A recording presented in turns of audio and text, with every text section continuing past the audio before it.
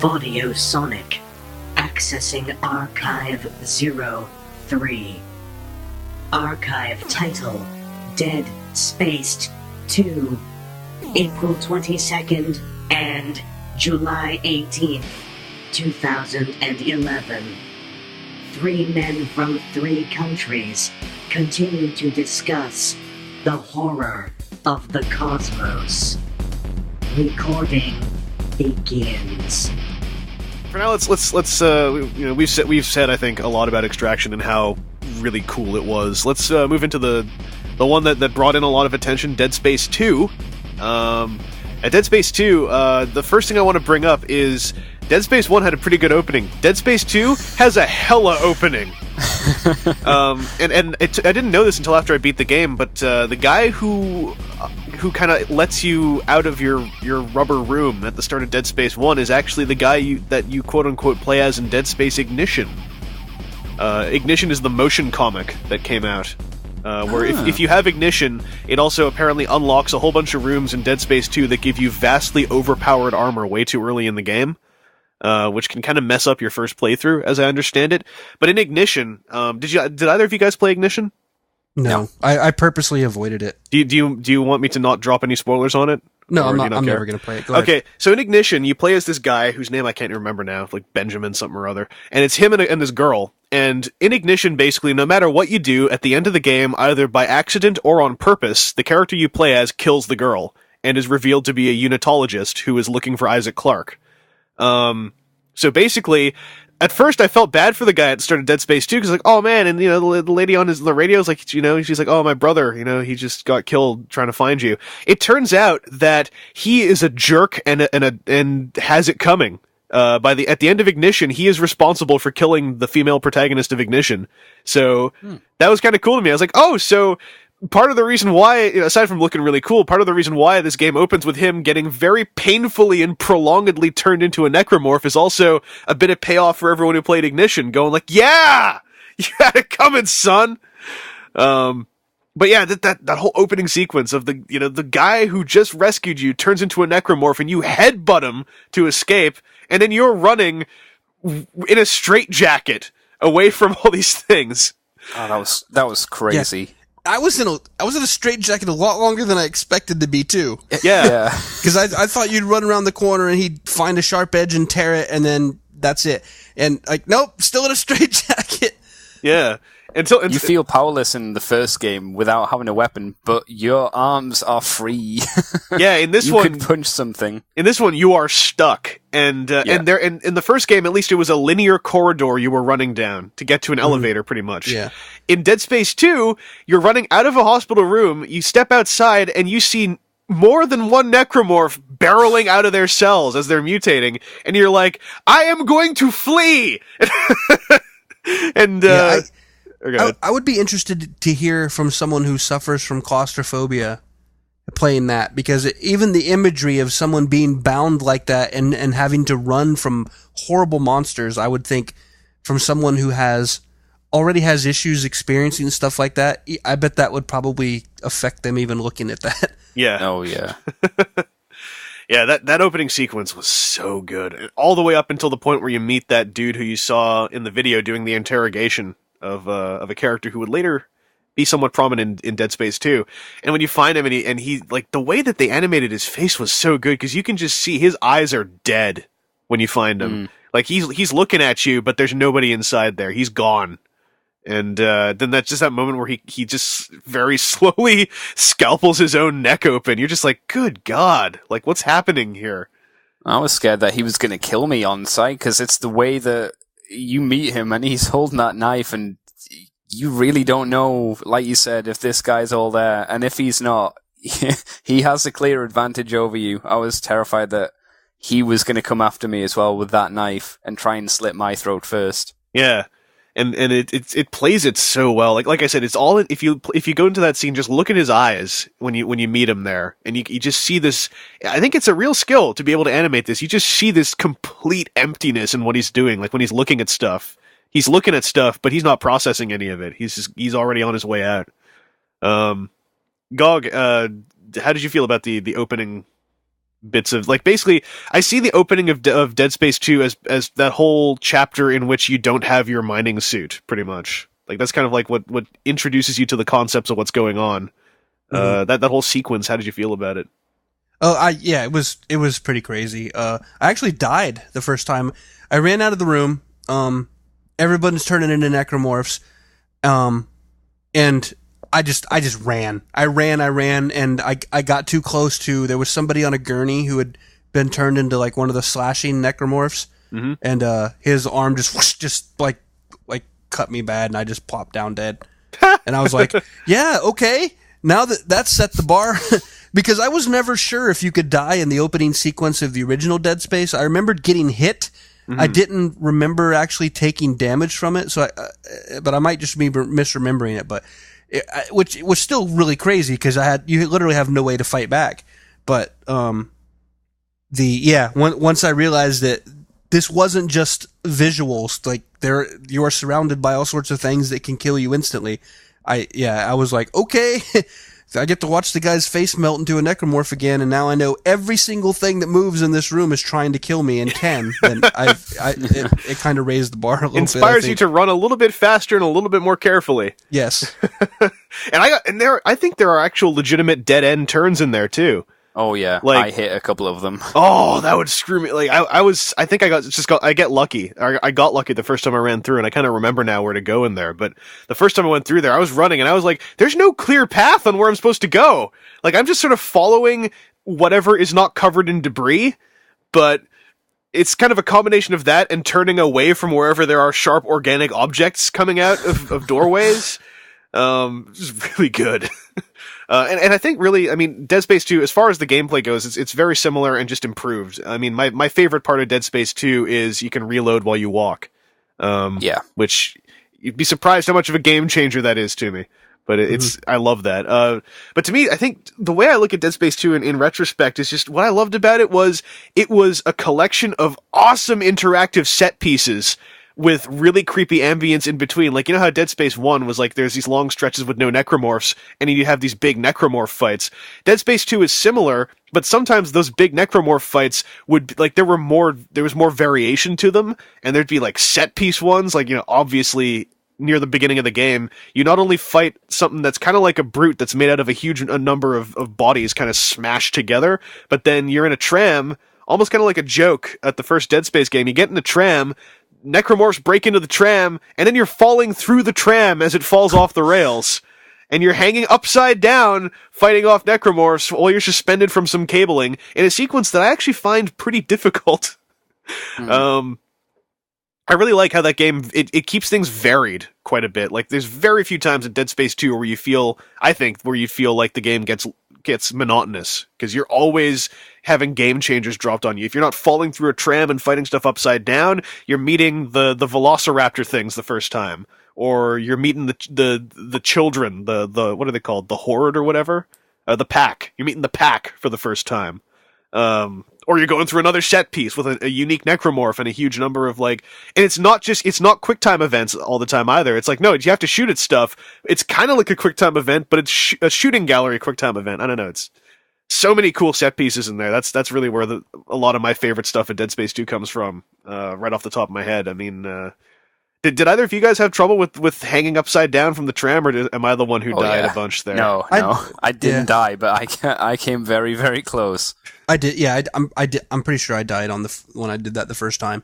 Yeah, because I didn't realize that there were necromorphs coming from beyond your periphery. Yes. So then I realized, like, oh crap, I have to turn, and then those turns make the blind spot on the other side even larger. So you're constantly kind of shifting your head back and forth, like, okay, left, right, and that makes it even more tense, because it's not just a field of vision while you're hanging where you can see everything coming. You have to look around, and it made it even more creepy. And it doesn't let up, because the moment you finish up with those guys, a brute comes through the top of the tram, and you have to shoot at its glowy bits. And then this is a cutscene, but then you fall out of the tram, you run from it as the tram falls through the ceiling and explodes.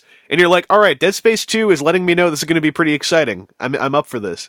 Like Dead Space 2 is a little bit more of an action movie to a degree, but it is by no means less of a horror movie, if you're going to make the comparisons. I mean, there's some stuff I really want to bring up right now, but Andy, what about you? How'd you or either of you really, how'd you feel about some of the set piece stuff in this game? Just like the cinematic moments it would drop on you. They would hit you with some really heavy, really gritty stuff. Like at the for one that stick out of my mind is the Unitology Church when you get there, which I'm sure we'll talk about in more detail. It's when you get there and you're like, oh god damn Unitologists again, and then suddenly an armored like flying jet helicopter thing comes in and blows the hell out of everyone, taking limbs and stuff and body pieces off of everyone around you, and you've got to make sure you don't fly out into space, and you pull yourself down into that ventilation tube and you fall for seemingly miles and land, and you go, oh god, okay. Now where the rest of the necromorphs. Well, that set piece, like I don't mean to take that one as a whole new topic, but that set piece, that's where I ended my first play session, because after I finished that whole set piece, I was like, I gotta take a break to let this all sink in. But that's where, not only do you find out, right, that you've been duped by friggin' Unitologists. Again. And then they get, like, when that lady turns around and she's just like, she's going like, no! And then like gets shredded to pieces by the helicopter, vacuum sucks through the window you're in front of, and it's like, oh my god, fall through the vent, you turn around and there's a giant friggin' necromorph there that you've got to run from it. And this was the best part. Literally, the game basically, without saying it, says run and don't look back. I ran, I looked back, I kept running, and it caught up to me and just like gored me into the floor. Is that? I thought that was a different set piece. I thought is that the same set piece where you have to slow it down to open the big door to keep running to then jump onto the spacecraft to then have it jump onto the spacecraft, then shoot. Yeah, you're running from this thing. It's that same helicraft thing, I think, that comes after you. It's like you get blown out the window, you grab onto the helijet, that thing grabs onto it as well. You've got to fight that thing off as like explosive canisters are coming out of the helijet. You blow it up, you go flying around in outer space again till you crash through the side of the sprawl one more time, and then you're like, and after that whole sequence is over, I was just like, this is only like the opening third of the game, isn't it? That to me was like an end game sequence, and I was like, that was so friggin' cool. That whole sequence where you're, I forgot the name of that necromorph, but just that whole sequence with that thing when you're basically over the course of a couple minutes getting sucked out of the station and smashed back through it over and over again. I was like, this is friggin' awesome. When that was finished, I was like, okay, I need to find the save point now. Where is it? Come on. Yeah, I was like, and also with the Unitologist revelation, I was like, this feels like a good place. I'm gonna take a break. Yeah. From this point, I gotta sit back and I gotta let this settle. Because I mean, I do long play sessions of games, but that was definitely a point where I was like, I think I've hit a high for the evening. I feel good. Gog, was there? Do you remember the point we're talking about, or was there any other set pieces that really stuck with you? Yeah, that part was great. Okay, maybe not necessarily set piece. I mean, certainly, I guess, like Chapter 7, but in general, all the zero-G stuff was so much fun. It was. I just loved all of it, and it was. I don't know. Like, I really hope that they expand on that further in future Dead Space games, because I really just felt like total like. Whereas the zero-G stuff in Dead Space 1, while still cool, certainly, it was really neat being able to move in any direction like that. It was still more of just you're flying from surface to surface, but you're still walking, and just the complete just free. You can just slowly just float around through these environments, and I guess maybe necessarily there wasn't a lot to do all the time, but it was just and with just the beautiful scenery around it was just. There was some times where, like, if I was Isaac Clarke, I would just like sit there and just chill forever. Yeah, like it was just so relaxing and neat, and like the part on in Chapter 7 when you're floating around and doing like the solar panels. Yeah, and all that, and yeah, it was just really cool, and it was such that was one of the aspects of Dead Space 2 that was just complete utter improvement over a concept from the first game that they completely rewrote and approached it from a different angle, and it was just so cool. Mm-hmm.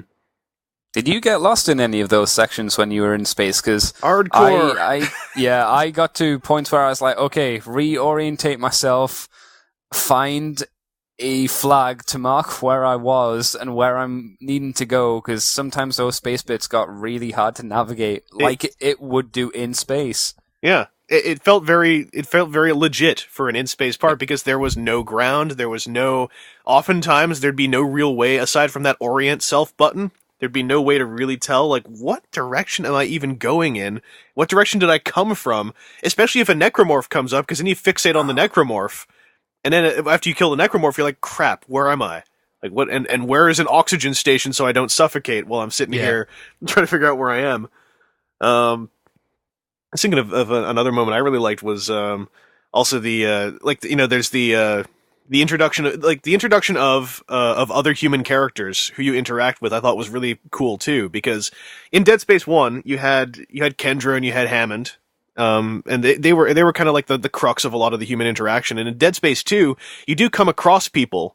And often, of course, they get killed as soon as you come across them, like the trailer moment of the mother, asking for, calling out to her baby to come over to her, and her baby's now a larvic slug bomb that Creepy. Yeah, with a backwards upside down face. But I really liked how you met these other characters, like your fellow inmates. You meet I don't remember the names totally off the top of my head. Strauss, I think. Strauss and what's her name? The lady you meet who doesn't trust her. Ellie, yeah.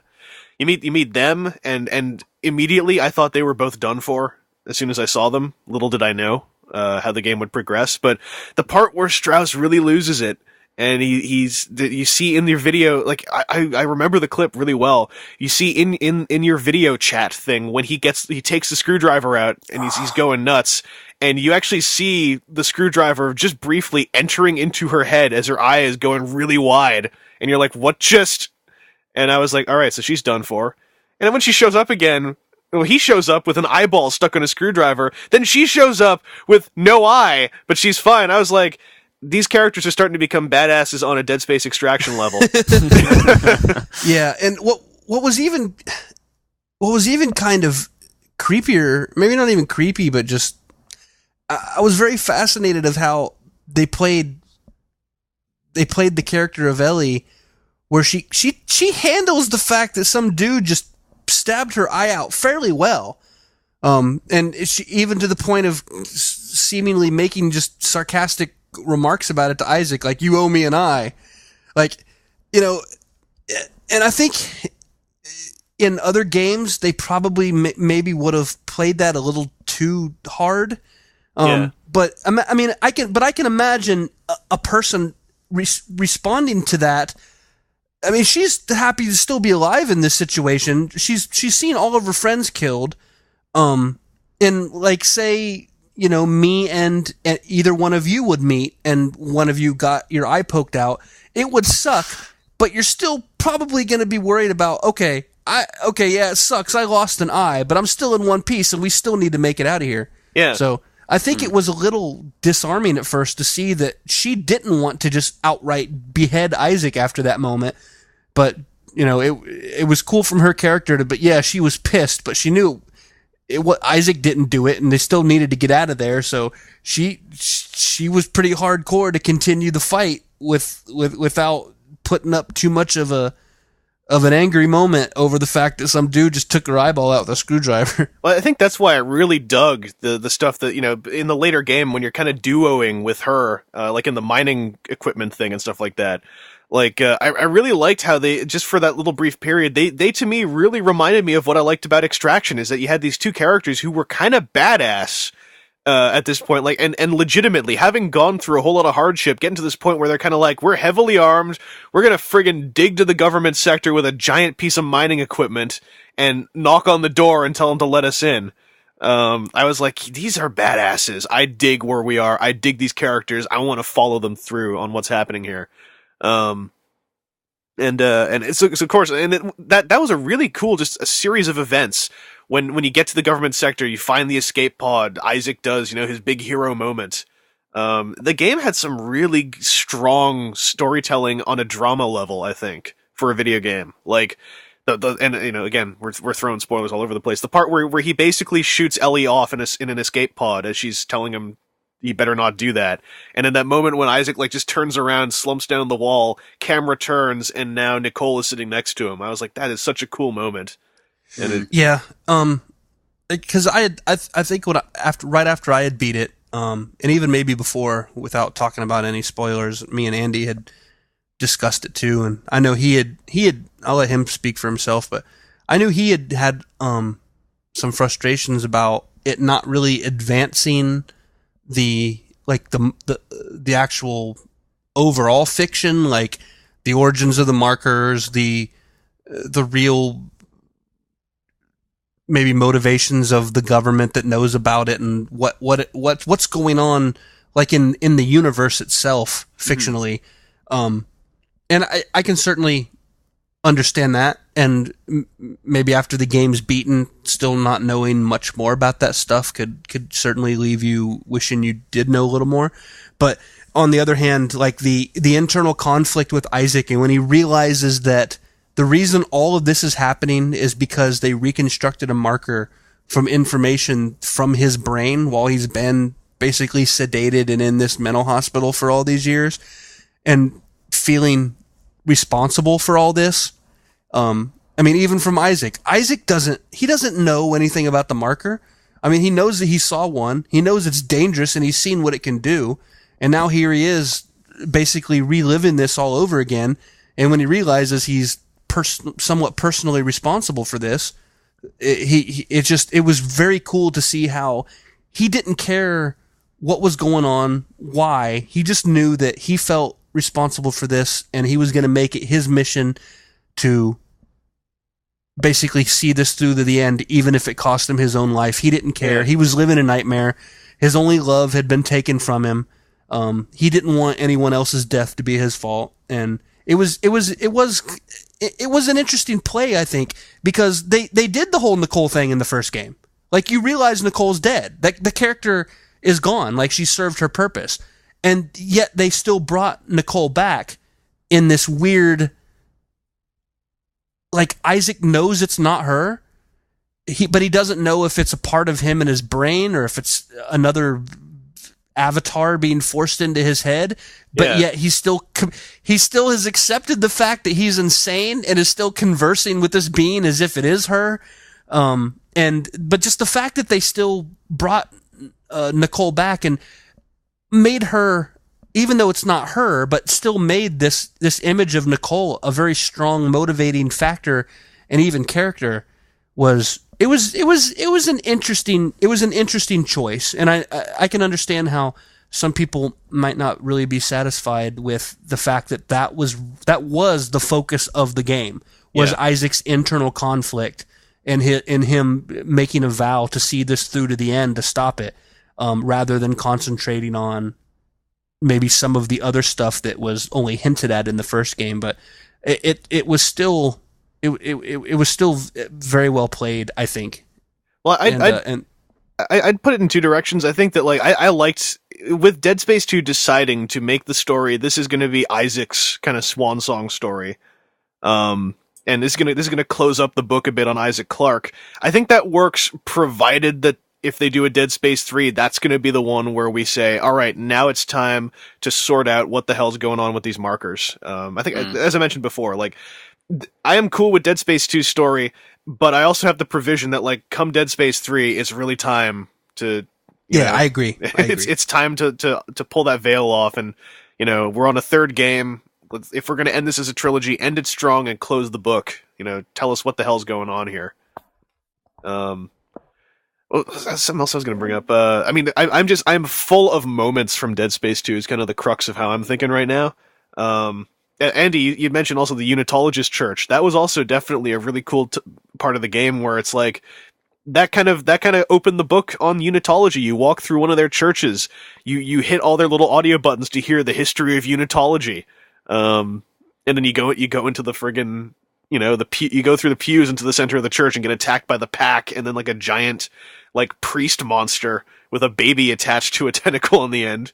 Or as Andy refers to the pack, the turkeys. Yeah, the turkeys, they gobble. And they kind of have a beak for a face. Yeah, me and my friend Phil came up with the expression of "Here come the turkeys." Thanksgiving. I have a bit of a history with them because when I first played Dead Space 2, I set it on the setting that said "for veterans of Dead Space." I didn't know that meant for people who played Dead Space 2 and have a New Game Plus with upgraded equipment. So the first time I met the pack, they shredded me to pieces.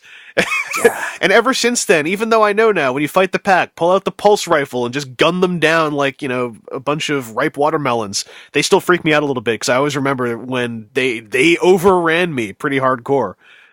See, I let them run, and I pulled out my javelin gun, and I just went, come on, clever girl. And then I shot one in the head, and it flies through the air. I'm thinking of the adolescent children. Necromorphs with the razor hands. No, yeah, the turkey ones. Those ones. Okay. Yeah, those ones. I was okay. Those ones freak people out more than they freaked me out, I think. But they still had some moments, like the time that I heard one running towards me, and I didn't realize I had an open corridor to my left until it headbutted me across the room. They make a pretty freaky noise when they come at you. But no, I meant like the adolescent child necromorphs that they come at you like 30 at a time. They're mean. Yeah, I still have a bit of a fear of them, because in that first new game I played on a higher difficulty level, they did a lot more damage. And it did not go well. Yeah, I mean, on the low difficulties, you can kind of flail around with the melee button and you'll take them out without taking any damage. But yeah, you get near that higher difficulty and they are not kind. The design kind of reminded me of, did any of you watch the movie with Sigourney Weaver, not Lost Galaxy, Galaxy Quest? Do you remember Galaxy Quest at all? I still haven't seen Galaxy Quest. Neither have I. Okay, well, maybe people who listen to this will know. They reminded me of the little blue aliens on the rock planet. So when you potentially watch that and you see those aliens, the design of them might remind you of the Horde, or whatever that pack is called. Because they have the not much expression on their face. They're all very similar. They have no hair. They're that one color, and they have slightly pointy ears and mean teeth.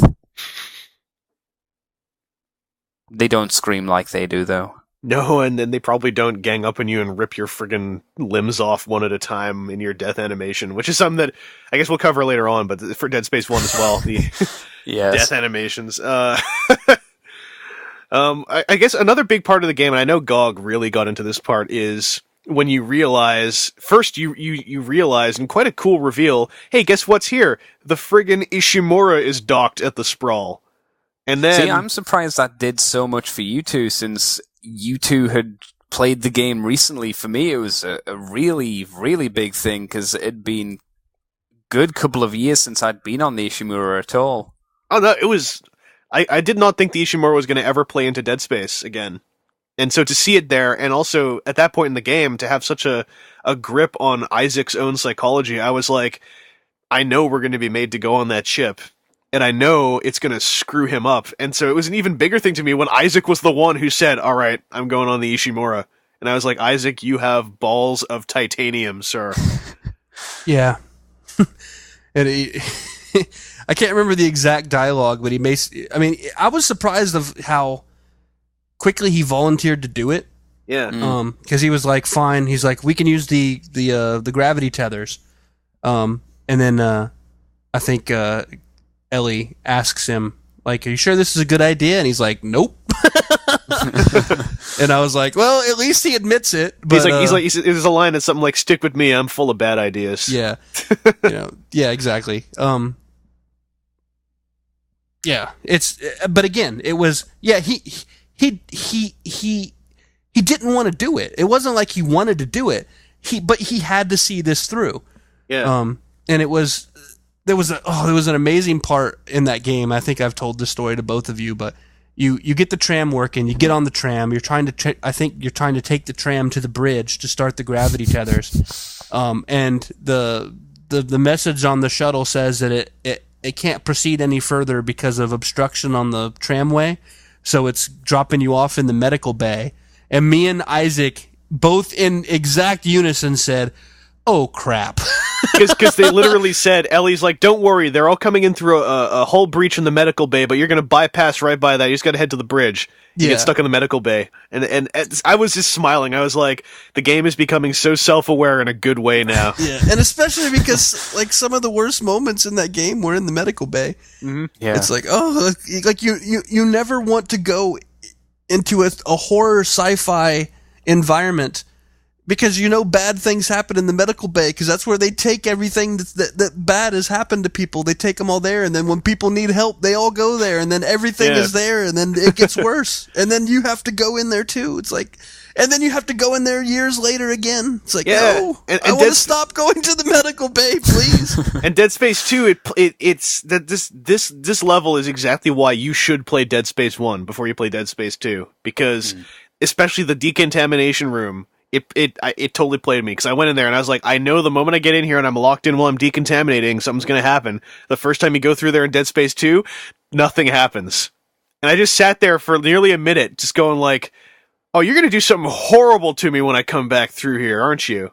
And of course they did, but that was a great play. Or the fact that the first, like, at least 10 minutes, if not 15 to 20 minutes on the Ishimura are eventless, other than the fact that you have to wander through this dead ship. And it's, and yet there are sounds. There are sounds everywhere of things inside the wall. And but even the inside visual, the wall in your mind? Yeah, even the visual imagery in that was so cool because you can tell they've just been deconstructing the ship.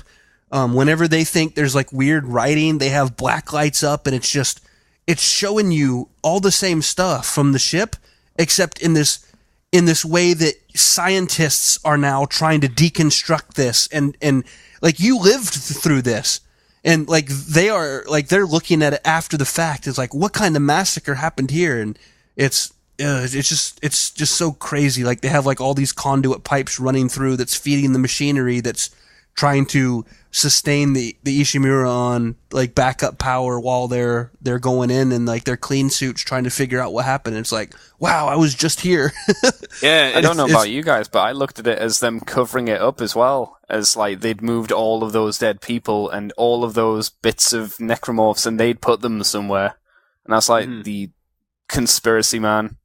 Well, there's even an audio log, which basically says as soon as that marker was as soon as the marker's influence left the Ishimura, apparently all the necromorphs on board just turned into a giant puddle of soup.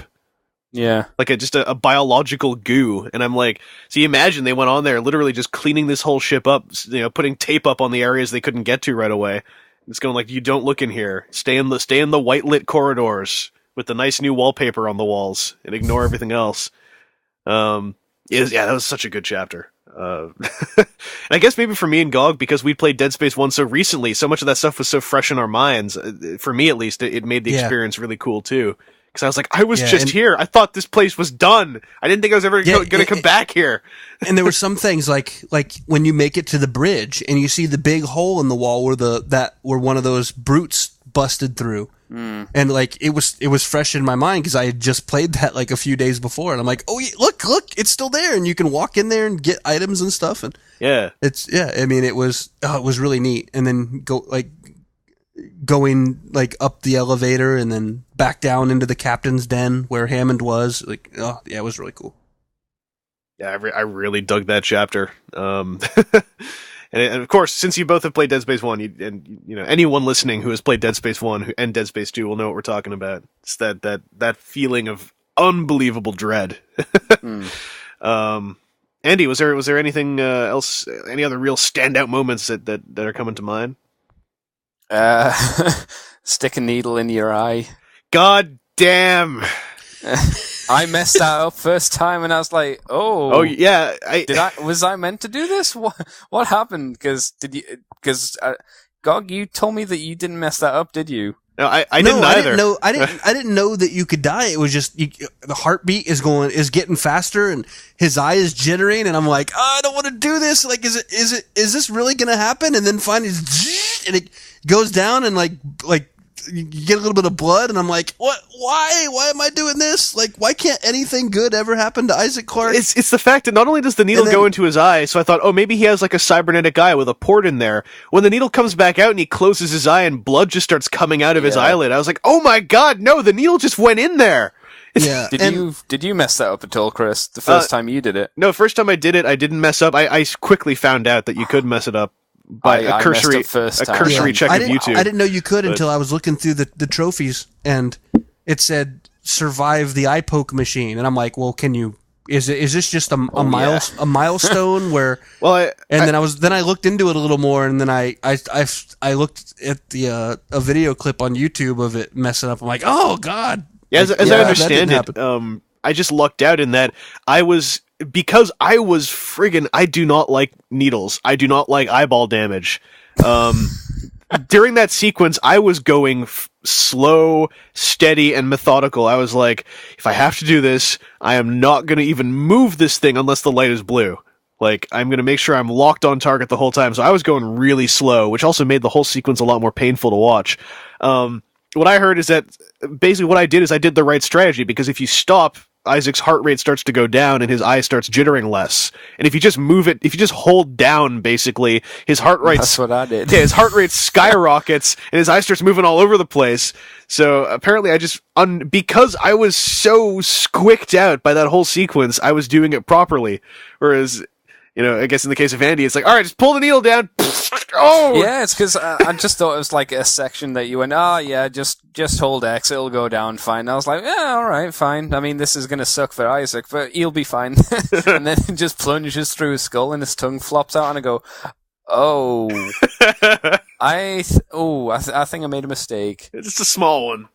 Yeah. It's the fact as well that after you finish on that eyeball machine, you find a necromorph, and I remember being like, oh, necromorph, I shoot off its limbs, and I'm like, okay, I turn around, I hear this squelching noise, I turn back around, see it on its feet, and again, and I go, no. Yeah, how much of a reveal was that out of nowhere? When I saw that thing, I was like, this necromorph looks different, so I shoot its legs off, and it goes through that animation of sitting there for a second, pulsing, and I was like, no. No. And it starts getting up, and I'm like, how do I get out of here? And I'm like, I have to do a hack puzzle with a regenerator in the room? That was the worst. That was just, I paused the game. That was one of those times where I had to pause the game and just go like, sit there shaking my head. I was like, all right. Yeah. When I was in that section, I think that was one of the very few times in the game where I was almost completely out of ammunition. I think I may have had like a couple of rounds for my force gun, which doesn't do jack crap to the regenerator, at least the primary fire. So yeah, like I died several times in that, and I'm pretty sure that's by design with not having any ammo, because at the end of that sequence, if it's not when you meet the regenerator, even shortly after, that game throws so many enemies at you that there's no way that you can kill them all.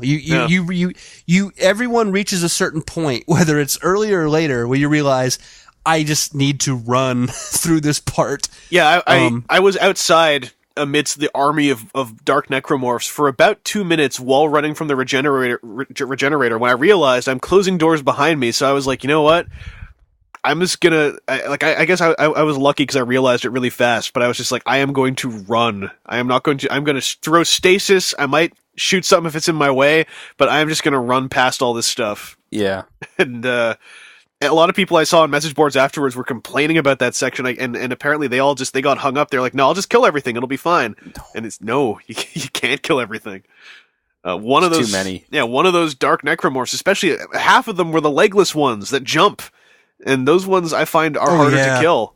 Yeah, I think at one point they were they're called leapers. I think at one point in that section I had like 4 or 5 leapers chasing me. I was like, I'm out of here. Yeah. Like, I'm checking out. Good night, everybody. And I guess stemming off of that too, I really enjoyed how the story just built itself up there with the visuals, like when the convergence happens and outside this window you just see this tornado of dead bodies and dust and wind everywhere. And you're like, man, like this is pretty big time.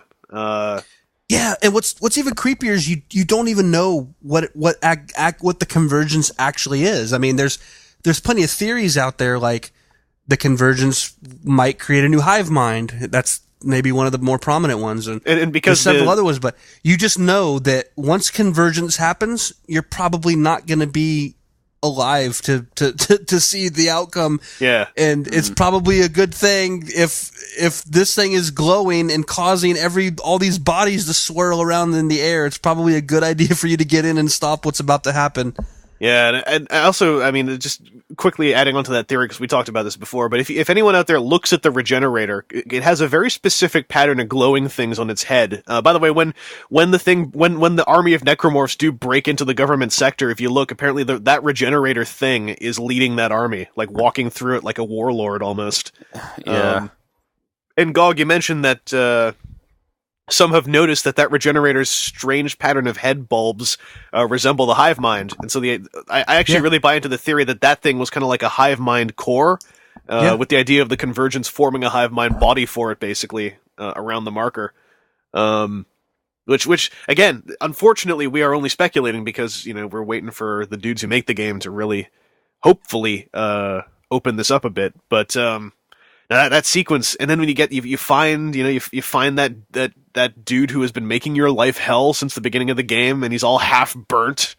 That sequence, I found out actually, I killed him in a way that some people, it seems, hadn't thought of, because I hit the wrong button when I was supposed to kill him. I did the same thing. Did you electrocute him? Yeah, and he just I did the same thing. I hit the wrong one. So I assumed that's just how it's supposed to go, but then I found a clip on YouTube of what happens if you just shoot him, and it's literally, you just take his head off with a javelin, and I was like, I think my way was cooler. Yeah. But, oh man, that build-up was so good, I don't know.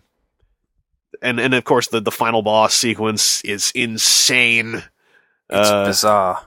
I was ready a little bit for what might happen in there, but I wasn't expecting some stuff. Like, I wasn't expecting a swarm of ink-like necromorph children to run around me and basically drown me alive during the final battle sequence. The time I died during the final boss was actually because of them, and not because of touching the Nicole. But Gog, I believe you touched the Nicole. I did, because she's walking toward me talking smack, so I'm like, I didn't have a lot of ammo, so I was like, well, I'll go up and punch her. I don't know why I thought that was a good idea. Since I was there with you. I didn't, huh? I was there with you, man. I was like, I'm going to punch her. Yeah, that's what I went up to do. I was going to go up and I was going to punch her upside her head. So I punched her upside her head. And you come back out of the dream sequence, and Isaac summarily ends his life with a javelin gun through his lower jaw, through his skull, and out the top of his head, in probably the most alarming and disturbing and unnerving death sequence in that entire game. Because it very much, if I remember correctly, it looks like his jaw actually breaks, is in multiple pieces, and his head just kind of becomes several pieces, moving pieces, only held together by your skin. Yeah, it wasn't very pleasant to watch. And then I knew from that point on that I should probably no longer try to punch Nicole Brennan. Because when you punch Nicole Brennan, you get a javelin up through your face. Yeah. I just love the effect when you shoot her enough, and then that mysterious shape off in the distance in that psychological sequence just like bursts open into this giant screaming orange core. I was like, the visuals on this sequence are amazing. I was really digging it. Andy, how about you? How did the final boss go for you? It was bizarre, especially when you start zooming in. It's the twist as well. The twist totally took me off guard, because I should have really expected a twist from Dead Space after the first game. But the fact that Nicole's like, oh yeah, thanks for all this work, but now I've got to kill you. So you can make us whole again. I was like, yeah, again? And her what is it with people screwing Isaac? And her voice gets all crazy staticky all of a sudden. Yeah. And I was like, I was kind of expecting it, but at the same time, just the suddenness, and she's all like, make us whole! And I was like, Jesus! Like it kind of jumped me a little bit. Yeah. It was. Was that meant to be inside of your mind or inside of the marker? Because I'm sure there's probably been many a theory on this. Because I think it was a little bit of both, because the marker was obviously influencing in your head. I think the prominent theory is this was Isaac's internal fight to rid himself of the influence of the marker. Yeah. So you were kind of battling the marker in your own head. I mean, it seems to definitely take place inside Isaac's head, because it zooms in on his head. You see all of his brain synapses, like, so it definitely seems to be happening in his head. But so I don't know. All I know is, like, when you win, you come out and the marker is dead. It looks like a building that has been hit by a nuclear bomb or something. Yeah. Which is, again, it's cool to leave that stuff up to a mystery, but we need to know more about these markers, because there's no consistency. Well, not no consistency. There's several things that differ between them and are fairly unexplained. And I'd at least like a hint of what's going on with these things, because they're nuts. Yeah, I took that sequence as, like, basically that giant screaming orange eye you're shooting at in the background being kind of like the psychological tumor of the marker existing inside of his brain, kind of thing. Like, you're literally like, that's the reason why he has ammo and stuff inside his own mind. Is it's just like, it's the best way he can possibly visualize whatever it is that he's actually doing in there, is opening fire on a giant glowing orb that is screaming at him. And I did not expect the final ending of that game either. Like, the credits run with Isaac just sitting there, the whole station's coming down. He just looks like he feels satisfied. He's like, all right, this marker's gone. I've finished. I've destroyed what I created. I'm cool with whatever happens now. And then Ellie showing up again was literally I call it, that was when the game got all nice and Extraction again. Because Extraction to me was kind of like a Dead Space game with a happy ending almost.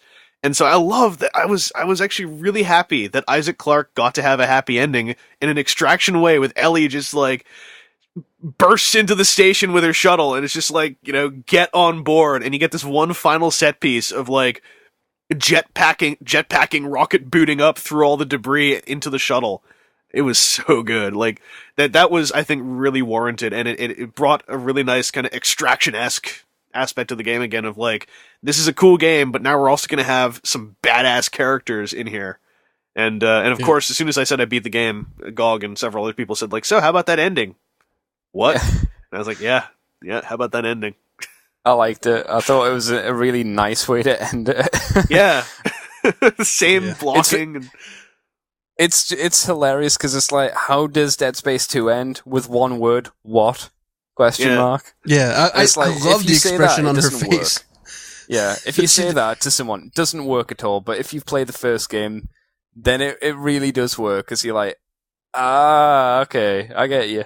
And I love that it's like, also Isaac is thinking exactly what we're all thinking. He's like, am I hallucinating all this again? What am I going to see when I turn around? Is it still happening? He turns around, it's just her sitting there, and she's like, what? And that's kind of why I'd be okay if they let Isaac and Ellie kind of ride off into the sunset and not really have them get too involved in Dead Space 3, because I'm like, that was a great way to kind of close up Isaac's story. Is like, Isaac needs a break. He needs a holiday now. Yeah, that poor dude needs a vacation. Did he have grey-colored hair in the game as well? I think so. Yeah, he had a couple strands. His hair is kind of like peppered. Like he's got little tinges of silver and dark. Like, he's just losing it. It looked to me like it wasn't even, like, an age gray. It was that kind of like, you've been freaked out, so you're getting some gray hairs kind of gray. Stress gray, yeah, totally. Mm-hmm. Like he's early 20s and he's gray. Oh, God. Yeah, I mean, the only other stuff I can think of for Dead Space 2 is just like, I'm operating entirely on moments here. So, I mean, the game is full of just awesome moments of badassery or revelations or just cool things happening. Like, I really like the one time, how in Dead Space 1 you could kind of, you never really get in trouble crawling through vents? And so in Dead Space 2 you're crawling through a vent, You get out of the vent, you turn around, and Nicole's right on you, starting to stick something into your face. Never happened again, but from that point onwards, I was never calm going through vents. Always waiting for it to happen. Yeah. Was there anything else from you guys on Dead Space 2 that comes to mind right away? Like, not that I can think of. I mean, like, it was all. I thought the whole thing was just was really good. I think it started off a bit slow. I mean, with the exception of that ending, there were a couple of really intense bits, but it really kind of it's just Isaac trying to get to point B, and it's taken him a little while to get there, but. Like, starting with Chapter 7 on, it was just one crazy moment after another, and they just kept upping it and upping it, and it was so good. I've still only played through the game once. I really want to, I think, start another playthrough, but I haven't because I keep intending to let one of my friends borrow it, and I haven't sent it off yet, but I'm looking forward to a second playthrough of the game for sure, and maybe probably on a harder difficulty with unlocking with some of the stuff that, because when you beat the game it says that there are you've unlocked a new suit that you can buy, and there are several other now optional upgrades that you will find throughout the game that weren't there before. So I'm not exactly sure what that is. I'm sure it's well documented. I just haven't looked into it yet. But and I've also been go ahead. No, I was gonna say that'll give me a good enough reason, I think, to play through again. I've also been told that there are several, like the DLC weapon packs. They're kind of a rip-off thing, or not really rip-off, but they're a very obvious cash grab. But apparently some of them have some pretty good weapons if you do need the help getting through higher difficulty levels. I've heard it's worth looking into those. I don't know if I'm going to, but did either of you try the multiplayer? I honestly didn't really feel the compulsion to. But I actually haven't. I haven't even gone into the multiplayer a single time yet. So yeah, I haven't either. I mean, I haven't heard it's bad or anything. I've heard it's kind of fun. It's a little bit Left 4 Dead-esque, multiplayer wise. But Andy, have you looked into it at all? I was gonna, and then I finished Dead Space, and I was like, I'm kind of done with Dead Space, mainly because I was a little upset that I didn't get more answers than I wanted. I would have like we mentioned, I would have liked even a couple of answers to have been given, but more questions were, and I was like, okay, I'm done with Dead Space, and I just wanted to get as much money as I could from it, but there's nothing wrong from the look of it. It looked like quite a nice little multiplayer pack, but yeah, I might try it out sometime if I got like nothing to do one day and I'm not feeling creative at all, but I just, I don't think it was tacked on, but it just doesn't really interest me all that much. Like, for me, Dead Space is way more about that single-player experience. And that's what I wanted out of the game, and I got it out of the game pretty hardcore. I don't know if there's... there's of course, I was going to bring this up. In both games, death animations. How the hell cool is it that Dead Space generally was like, we want to make sure that when you die, it's both a unique and entertaining experience. And... And sometimes disturbing, like when the little brain crab things kill you and chew through your neck until your head falls off, and then implant themselves back into your own body. How about when the vomiting ones open up your mask and basically spit or vomit into your mouth, and then your insides melt, and you're puking your acidic insides out through your own mouth until you die. There's also that thing in the Unitology Church with the baby tentacle. If it kills you, it literally rams its tentacle down your mouth until your face stretches open. Yeah. And then after you're clearly dead and decapitated, it takes a moment to cut you in half anyway. Just cause. I don't know, Gog, you were going to say something there? No, I was just going to say that those death animations, like, I don't know, like, I guess there's plenty of people out there that were trying to kill Isaac in every way possible just to see him. But it definitely gave me motivation to try not to die, because I'm like, no, Isaac, don't go. There's some that I saw many times, and even then, I still kind of enjoyed them. Like, it took me a long time to get to that one room where it's the second time it happens, but it's I think the first time you're really in danger, when a window blows open and you've got to shoot that red switch to close the door. And I would always shoot it too late, so the door would close on Isaac, and then it's not just that the door closes on him, you get cut in half, and you're done. It's Isaac is sitting there going like, ah, like trying to, like he's stuck in the door as it's closing on him for a good couple seconds. See, I thought I'd got past one of them, but then it cut off my arms, and I was like, "Oh, am I alive?" No, he's gone. He's lost both of his arms now. Yeah. Or in the first game, if you failed, I don't know if you guys actually hit this. I hit YouTube to check some of these out afterwards. But like, if you fail to escape from one of the tentacle corridors, when the giant tentacle grabs you to drag you to the vent, there are some pretty nasty deaths in there too that are kind of freaky. Like a couple of them make you think he gets away for a few seconds. Speaking of tentacles, the part when you're in the medical bay on the Ishimura and you go through the door and you have the flashback of a tentacle grabbing you, and you don't realize it's a flashback, and I'm like, what the heck? And then it just puts you back right where you were, and I'm like, oh my god. Yeah, that one legitimately. There's a couple of those in the Ishimura where it's like it looks like something's gonna rush you, and it turns out it doesn't actually exist. But that one, I was like, Leviathan's still alive? What? And I was ready for it, and yeah, that game played with me.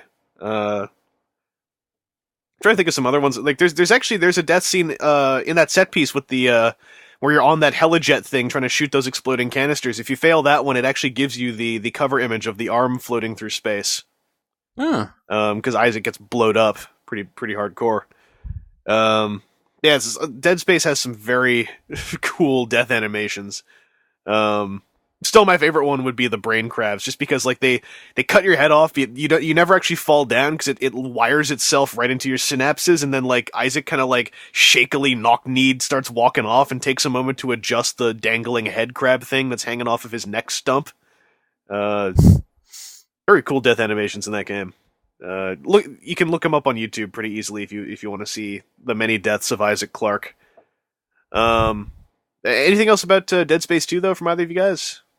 I've got one. Did anyone else take perverse satisfaction in Dead Space 2 when you unleashed the necromorph horde upon the army? I was who had like been dogging you. I had a two-edged reaction. Number one, I was like, "Eat it, suckers!" And number two, I was like, "All right, time to put this battery back in so they don't all come in." Why doesn't the battery fit back in? Oh, god damn it! Yeah, I was like, I'm not sure this is a great idea, but these bastards kind of deserve it at this point. Yeah, I mean, if they were willing to sit down and have a chat with me and would listen to reason, I'd be more than happy to do that. But that's not the way they were willing to operate. So, nope. You know, and I got what you got to do. I got gunned down in that sequence because I hit a glitch. I walked through that door to all the laser sights pointing at you, and the entire map vanished, and I was stuck in a black void with other environment elements around me. So I no-clipped through the map a little bit. I was like, is this supposed to happen? And I realized, I was like, no, I fell through the world. So I eventually very painfully worked my way back up to the door, out in front of the machine guns, and then got gunned down. Oof. So I was like, all right, let's try that again. And then the next time, the walls were all there when I went through. So I was like, all right, to the bathroom! And I've heard a rumor that apparently if you wait in that bathroom too long, they just walk over there and throw a grenade in after you and blow you up. But I'm not sure. Anything else though? I mean, like, that the government sector was kind of fun because you were like, "Eat it, boys!" after all this time. The meat grinder was pretty neat when you're actually on the way to the government section, when you're on that big mining equipment thing and you're just tunneling through all this fleshy meat substance. Oh, I felt so tough during that part. Oh, yeah. I felt so Extraction in that part. I was like, yeah, like I said, we're gonna knock on your damn door. Oh, there was one part I also really enjoyed. It took me a few tries, but that bit where you basically eject, you go into an ejection system, and then you basically fire yourself back at the sprawl. Oh, when you're in the escape pod in the Ishimura. Yeah. Yeah, that was neat. That sequence was super cool. Yeah. It was kind of cool how and I didn't realize it at first because, like, one thing that Dead Space 2 does differently than Dead Space 1 is Dead Space 1, you're in the same area, you're on one ship, so there are several times where you revisit older areas. Dead Space 2, for the most part, has you continuously just kind of walking in a straight line. You don't really revisit areas that much. When you do, I didn't realize at first that I was doing it because when you're in that shopping mall, when you see the kids for the first time, like the whole area is kind of nice and brightly lit. Like there's the whatever that mascot is that you get the achievement for shooting its arms and legs off. Like that whole area is kind of nicely lit and still looks for the most part like a nice bright neon shopping mall. I didn't realize at first that I was back in the area later because you have to backtrack to get back to the transportation hub, which you actually revisit several times because you have to use the transportation hub obviously to transport yourself to different areas. But when I was back in that mall area where you meet the kids for the first time, it had been so further taken over by the necromorphs and had crap growing on the walls and stuff that I didn't even realize that I was in the same area I was at from earlier in the game. It was kind of creepy when I hit that realization, like, wait, are they reusing some signs? Like this room, it's changed since when I was here earlier in the game. So I thought that was neat. I was just remembering when you mentioned like the kids. There was one other set piece that really stuck with me. You guys might remember this. The first thing that stuck with me was that friggin' cardboard sun. It goes like doink, it just like lands right in front of you. You're like, ah! Oh yeah. That's the area with the bleachers, right? Yeah, and so the cardboard sun is kind of like the joke scare, and you're like, all right, haha, funny. I'm gonna go hit the switch now. You hit the switch, and then it's like, oh look, an army of necromorph children are rushing the stage. Yep. That was pretty intense. That part. That was. There tricky. Were a lot of things because it wasn't just children; it was normal adult necromorphs as well. There were some dark spitters too. Yeah, it was like the adult necromorphs had taken their kids to come and eat you at school. Yeah, it was creepy. Yeah, the only other thing I wanted to lead into on my little agenda was if we're done with Dead Space 2, I should mention why I am not in a position to talk about Severed at the time of this recording. Was there anything else from Dead Space 2 you guys wanted to bring up? Nah, I mean overall I loved it. I thought it was a great game. I was satisfied when I beat it, and it actually kind of left me wanting to play it some more. So I look forward to seeing where they go with Dead Space 3 because they've set, in both Dead Space 1 and 2, they've set themselves a good foundation to tie some stuff together and continue to explain and build upon that. And I really look forward to seeing where they go. And I also look forward to avoiding crappy subpar animated movies that try to tie it all together. So, yep. Well, we'll get to that in a sec. I'd like to see them make a better effort with that, but like I said in the beginning, Mass Effect is the way that you want to do it, and in my opinion, I think with Dead Space, that's the way that you don't. You don't want to just farm it out and give the creators a list of bullet points saying, make sure you hit this, and then everything else they do contradicts what happens in the game. So yeah. I hope that they put a better effort into some of that stuff because it's definitely a rich universe that could be expanded upon with some clever storytelling. But I think so far, sadly, we haven't gotten much of that in this franchise. Let's get to the animated movies in a sec. I'll just share why I can't talk about Severed. So I was gonna play Severed before this, so we could go the whole gamut on Dead Space in this recording. So I bought Severed. I put the money down on Severed. Started downloading it on Wednesday, a couple days ago. This is April 22nd right now, and so that was on April 20th that I was downloading it. I bought it. Downloaded half of it, then stopped because I was like, oh wait, right, I gotta get a video uploaded, it's done encoding, video's gotta be up by today for that guy with the glasses, so I'm gonna go do that, and then I'll have nothing to do for the rest of the evening, so I'm gonna play Severed tonight. Upload the video, head back on PSN, says, you have been logged out of PlayStation Network. I'm like, oh? Well, I'll just log back in. Error code, blah blah blah blah. What? So I try to log into the PlayStation Network's thing through Dead Space 2, and it's like, your refund cannot be processed at this time. I'm like, what refund? What's going on? So I go into the PSN network itself on the dashboard, and it says, error code, blah, blah, blah, blah, blah, blah. And I'm like, by pausing my download, did I just flag my account for something? Like, what's going on here? So I later found out that a giant bomb's been hit by this, a lot of sites, Foursquare's been hit by this, an Amazon global server has been down for more than 48 hours at this point, and it took with it, apparently, the PlayStation Network. So yeah, I'm sorry guys, we maybe we'll do another one of these about Severed, some other time. I'd like to, even Yeah. if you only wanted to sit down for like half an hour and talk about Severed as kind of an end cap to this. Yeah, I would recommend. There's no. I would recommend. Good. Yeah, I would recommend probably not putting this up until you've played Severed, because people are going to probably Definitely. Oh, you haven't played Severed yet? What about that? Let me tell you about this time that this happens. Let me tell you how it ends. Yeah. Because that's how I roll on the net. That's how a lot of people seem to roll. Like Left 4 Dead, The Passing. I actually got pretty aggro at some people who didn't come. Like, literally, I was like, yeah, I haven't played The Passing yet. They're like, oh, it sucks when character dies. And I'm like, why did you just tell me that? And they're like, well, because it wasn't a very good spoiler point anyway. And I was like, yeah, that's for me to judge. Not. And it took me. Some people still didn't get it. There's a whole bunch of people. It was over on, I think, on Cape Radio, and I was just like, look, guys, I'm actually kind of annoyed that you're telling me who dies in The Passing, because I don't care if it wasn't done very well. That is kind of the reason why I was going to play it, and I ended up not playing The Passing for a good month after it came out, because I was just like, I know what happens now. I don't really feel like playing this for it. But yeah, that's a good idea. I think I'll run with that. But just to cap things off, let's briefly touch on Dead Space has had 2 animated features. Now, I have not seen anything from the second one, which apparently has some extremely high quality computer graphics elements to it. Yeah.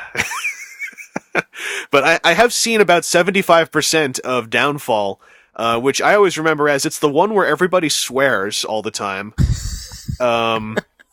There's a plasma chainsaw that apparently Isaac never found, which would have been perfect for dealing with necromorphs.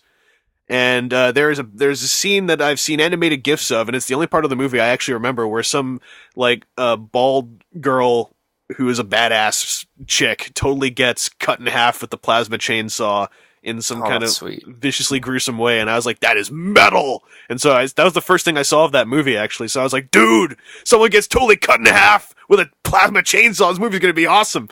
I would go in to watch the movie, I watched bits of it, and I'm like, this is really boring! What?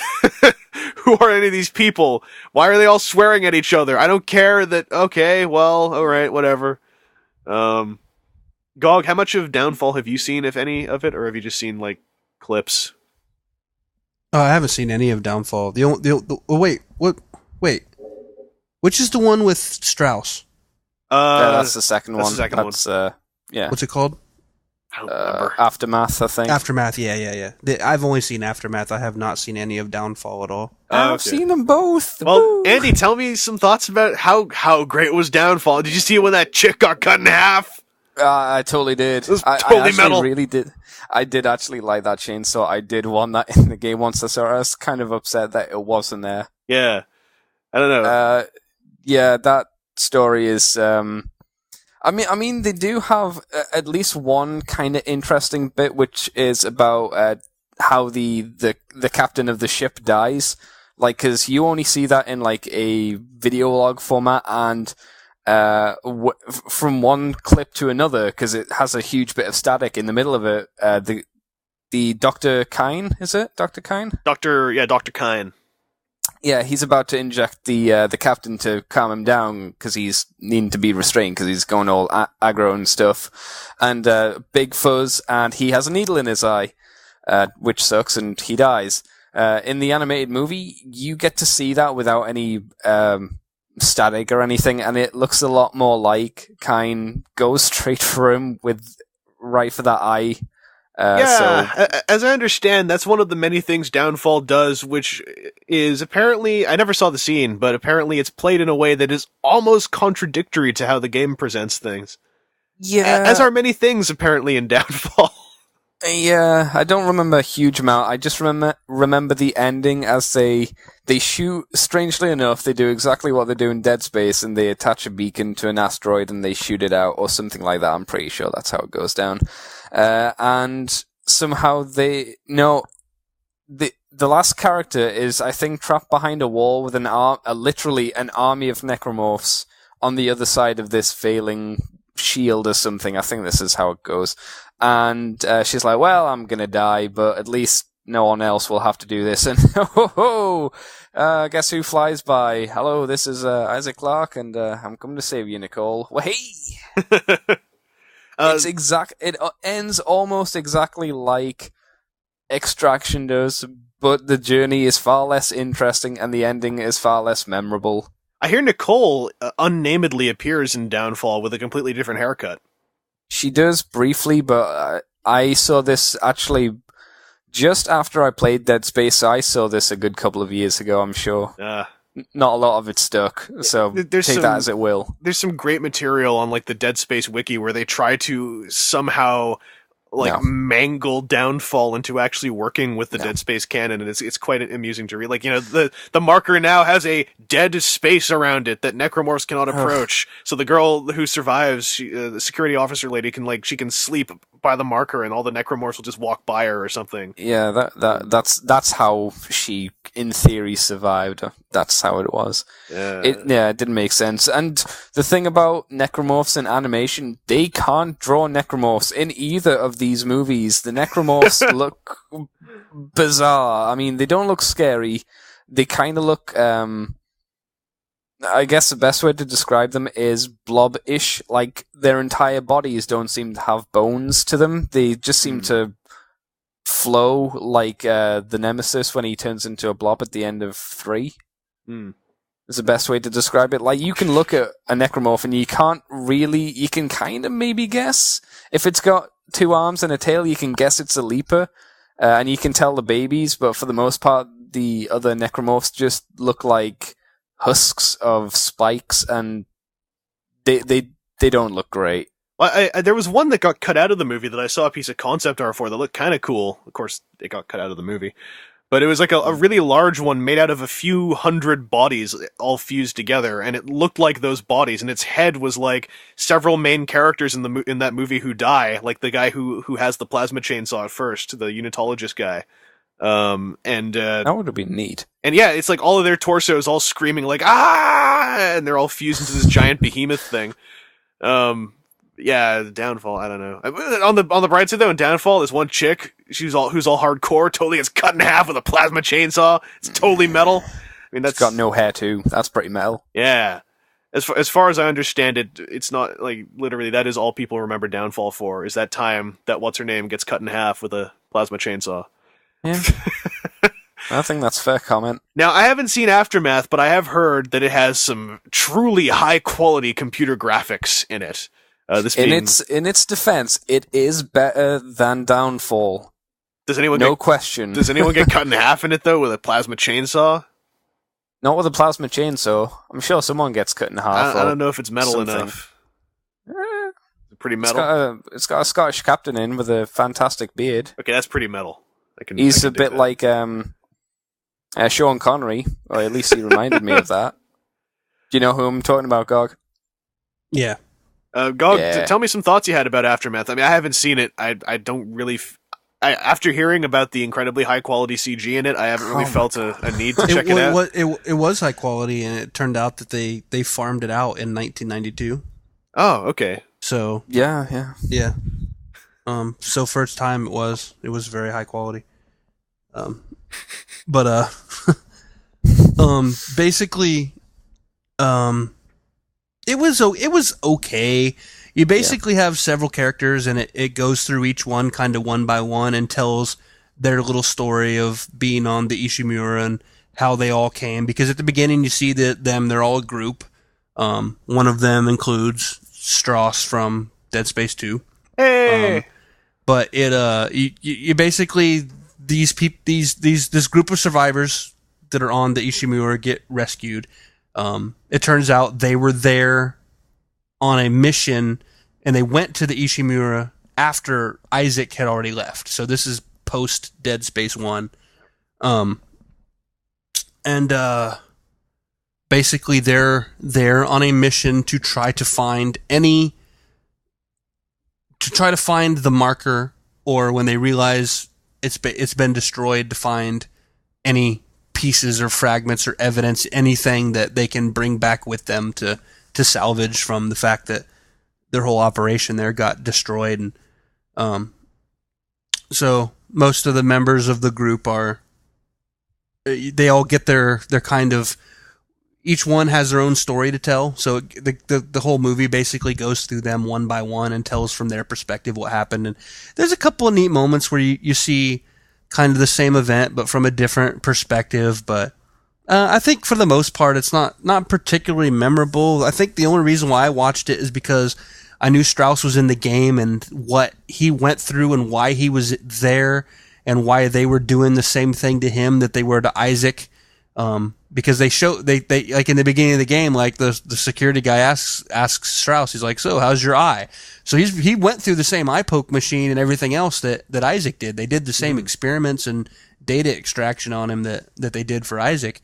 But it's never, you obviously know why they're doing it to Isaac, but like it's never really told why Strauss is as important to be treated the same way. So this explains like the fact that he came into physical contact, if I remember correctly, with a fragment of the marker. So they allowed him to live, but like each one of the characters, like they tell their story, and when they're done being interrogated, as they're basically, most of them are labeled as not particularly useful after this, and are summarily assassinated one by one, and it's just kind of dark and not. They have some nice bits that they interject into it to add little bits here and there with the fiction, like the Overseer. Yeah, because at the end of Dead Space 2, like you find it's a text log from what's his name, Tiedman, something like that. Yeah, the guy who's in charge of the whole facility in Dead Space 2, the Sprawl. And you see him receive a text message from the Overseer. And if I remember correctly, I believe the Overseer basically just expressed his disappointment with how Tiedman handled the whole situation. Yeah. And you don't really see much, and you don't see a picture of him. It's kind of just a silhouette of a man, like it's hiding his identity, and he's just referred to as the Overseer. And you do see him a bit, but it just, like, I think my main complaint with how the Unitologists are handled in that situation, they just seem to be like this secret organization of unstoppable evil men, and they almost seem to be superhuman. It's like a spy network of perfect beings that cannot be stopped. And it just seems like they're not, like they don't feel human at all. They seem like a force of nature. And like when you see the Unitologists, like they're behind the scenes in everything. We meant for this to happen, and you think you got away with this? No, because there's this dude over here that's gonna take care of it too. And it almost seems kind of unnatural. Whereas like in Dead Space 1 and 2, your antagonists like Kendra, and Tiedman, and an antagonist in Severed that I can't mention. He, like, all those guys, they seem to be human adversaries. Yeah. And they have their motivations, but they also have their weakness. Like the Unitologist the girl who acts like she's there to save you, and then it turns out that she's not. And then the helicopter, like, blows her to bits. They seem like they're still humans doing human things, but, like, in the case of, Aftermath, they just don't seem to be humans. They seem to be demons in human skin that cannot be stopped. And it's just yeah. I don't like the sound of that. I just don't feel like they're given as much care as they are by the creative team that handles the games. Because what I like about them in the games is the way that I took them immediately, maybe I have some biases here, is they felt to me like almost a really funny, like, mockery of Scientologists, of like, it's a trendy looking... That's not even subtle. Yeah. It's a trendy looking religion, and they're, high profile people are getting involved with it, and I like the idea. It's like, imagine if Scientologists took Scientology even more seriously, and then through complete chance came across a highly dangerous alien artifact that validated their beliefs. And it's like, that to me is like the story of the Unitologist. That's what I liked about them, is it's like, this is like if Scientology like found an alien weapon that happened to have the word Xenu carved on the side by accident. And was like, dude, we've just found proof of Xenu. It's Xenu's laser gun. We'll use this to prove that Xenu exists. And he's like, nuke an entire town with this laser gun. Like, because that's what I liked about the Unitologists, is that they are not competent, really. Like, they're competent at seeding themselves into ships and stuff like that. But as like supervillains, they are not competent. They are given boons by complete chance, and that's what I liked about them. Is that they aren't in control of what's going on, and that even this Overseer character, who you hear from briefly in Dead Space 2, doesn't really seem to be in control. He's trying to organize these markers to be built, and look what happens when he tries to have it happen remotely. Tideman goes like, you know what? I mean, I kind of believe in this, but you're also messing with my station. We're gonna go into lockdown and stop paying attention to your orders as this entire station just implodes on itself. It's kind of like, it doesn't work, and that's what I think makes the Unitologists as antagonists work. They're so faulted. I like them a lot. I was also wondering, I was really curious if with the Scientology thing. I'm glad you validated that, because I always wondered if I was just like biased and like that was just my first reaction. No, I think that is an obvious thing for most people to pick up on, surely, especially with Scientology the way it is depicted in media today. And of course, just the name Unitology. First thing I thought of was like, it's gotta be. And bravo, great work. So yeah, I would pull there are a couple of other interesting little things in Severed, like Aegis. When they go to Aegis is literally on the verge of exploding, and the only reason the planet hasn't exploded yet, they conclude, is something to do with the marker. That's the only reason why the planet hasn't exploded. Again, that's because it's had a continent dropped on it. Yeah, that's Unitology. That's what it works like that, and I agree. If in Aftermath, Unitology is played more as like a shadow government who are faultlessly in control of everything, that does to me kind of break the concept a little bit. Like if Unitology is actually competent at what they do, then it sort of makes you wonder why they can't get these marker operations to work right. Whereas if they're just a religion who have in their hands this obscenely dangerous alien artifact, then I think the whole thing makes more sense. So Aftermath, I'll try to check it out sometime without paying money for it. Yeah, that's the best way. That's what I might have done. I don't know what you're talking about. What's piracy? What? I don't know how to use a boat. But yeah, man, high quality CG and this bald chick totally gets cut in half. I mean, that's the Dead Space movies in a nutshell. Go and watch them. Yep. Somehow. Hopefully, if they do Dead Space 3, I'm sure they'll do a third Dead Space movie, and maybe it'll go well this time. Hopefully it'll be all in that CG. All of it. The entire thing in that CG. I'll be like, wow. I hear so much about the quality of this CG, I really must check it out sometime. I mean, 1992 was a good year for CG. Yeah, it's basically a PlayStation 1, and well, maybe PlayStation 2 if I'm fair. An early PlayStation 2, like CG, like not CG, sorry, cutscene. It's a CG cutscene. Everyone's got from a PlayStation 2 game. Everyone's got over smooth block hands, and there's light sources everywhere. And everybody is extremely smooth. Take that as you will. I think I understand. But other than that, with a lack of Severed, would this be a good place to cap this one off? At a mere running time of nearly 4 hours? Yeah, that's probably a good time to call it. It's only 3:45 in the morning here. Yes, in case you didn't realize, by the way, Andy is British. And is in a different time zone. And he's going to be miserable tomorrow. Yeah. But it was worth it, right? Oh yeah, we should definitely do this again for Severed. And Andy, once you play Portal 2, maybe we should try this out for Portal sometime. I'll buy it. I'm buying it tomorrow. Today. Are you sure? Oh man, we finally broke him. Hey! No, I said I was gonna buy it. No, before this you said you weren't touching it. I don't want anything to do with Portal. I've no interest in it whatsoever. As I recall the conversation. I might be. Wow, I'm insulted. That's a bad British accent, Chris. I know. It's even better because you're right here talking right now. I know. As a pure contrast. But thank you, Andy. Thank you, Andy Cobra Commander, TFW, for coming by. Thank you, Jeremy Gogdog, for coming by. Sure. Stay tuned for some time another episode of Vaudiosonic. Hopefully one will happen before we come back to talk about Severed, but who knows? Because I've run out of ideas for these.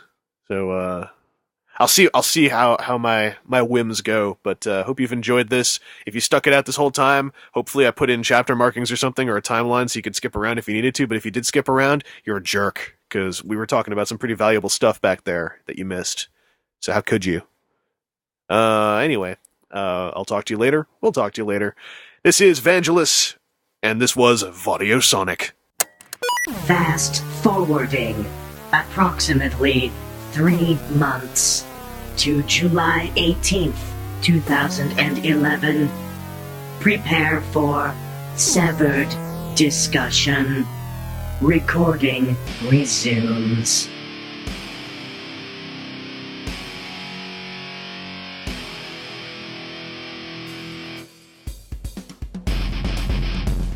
Oh man, we're back, ladies and gentlemen, from that lengthy break.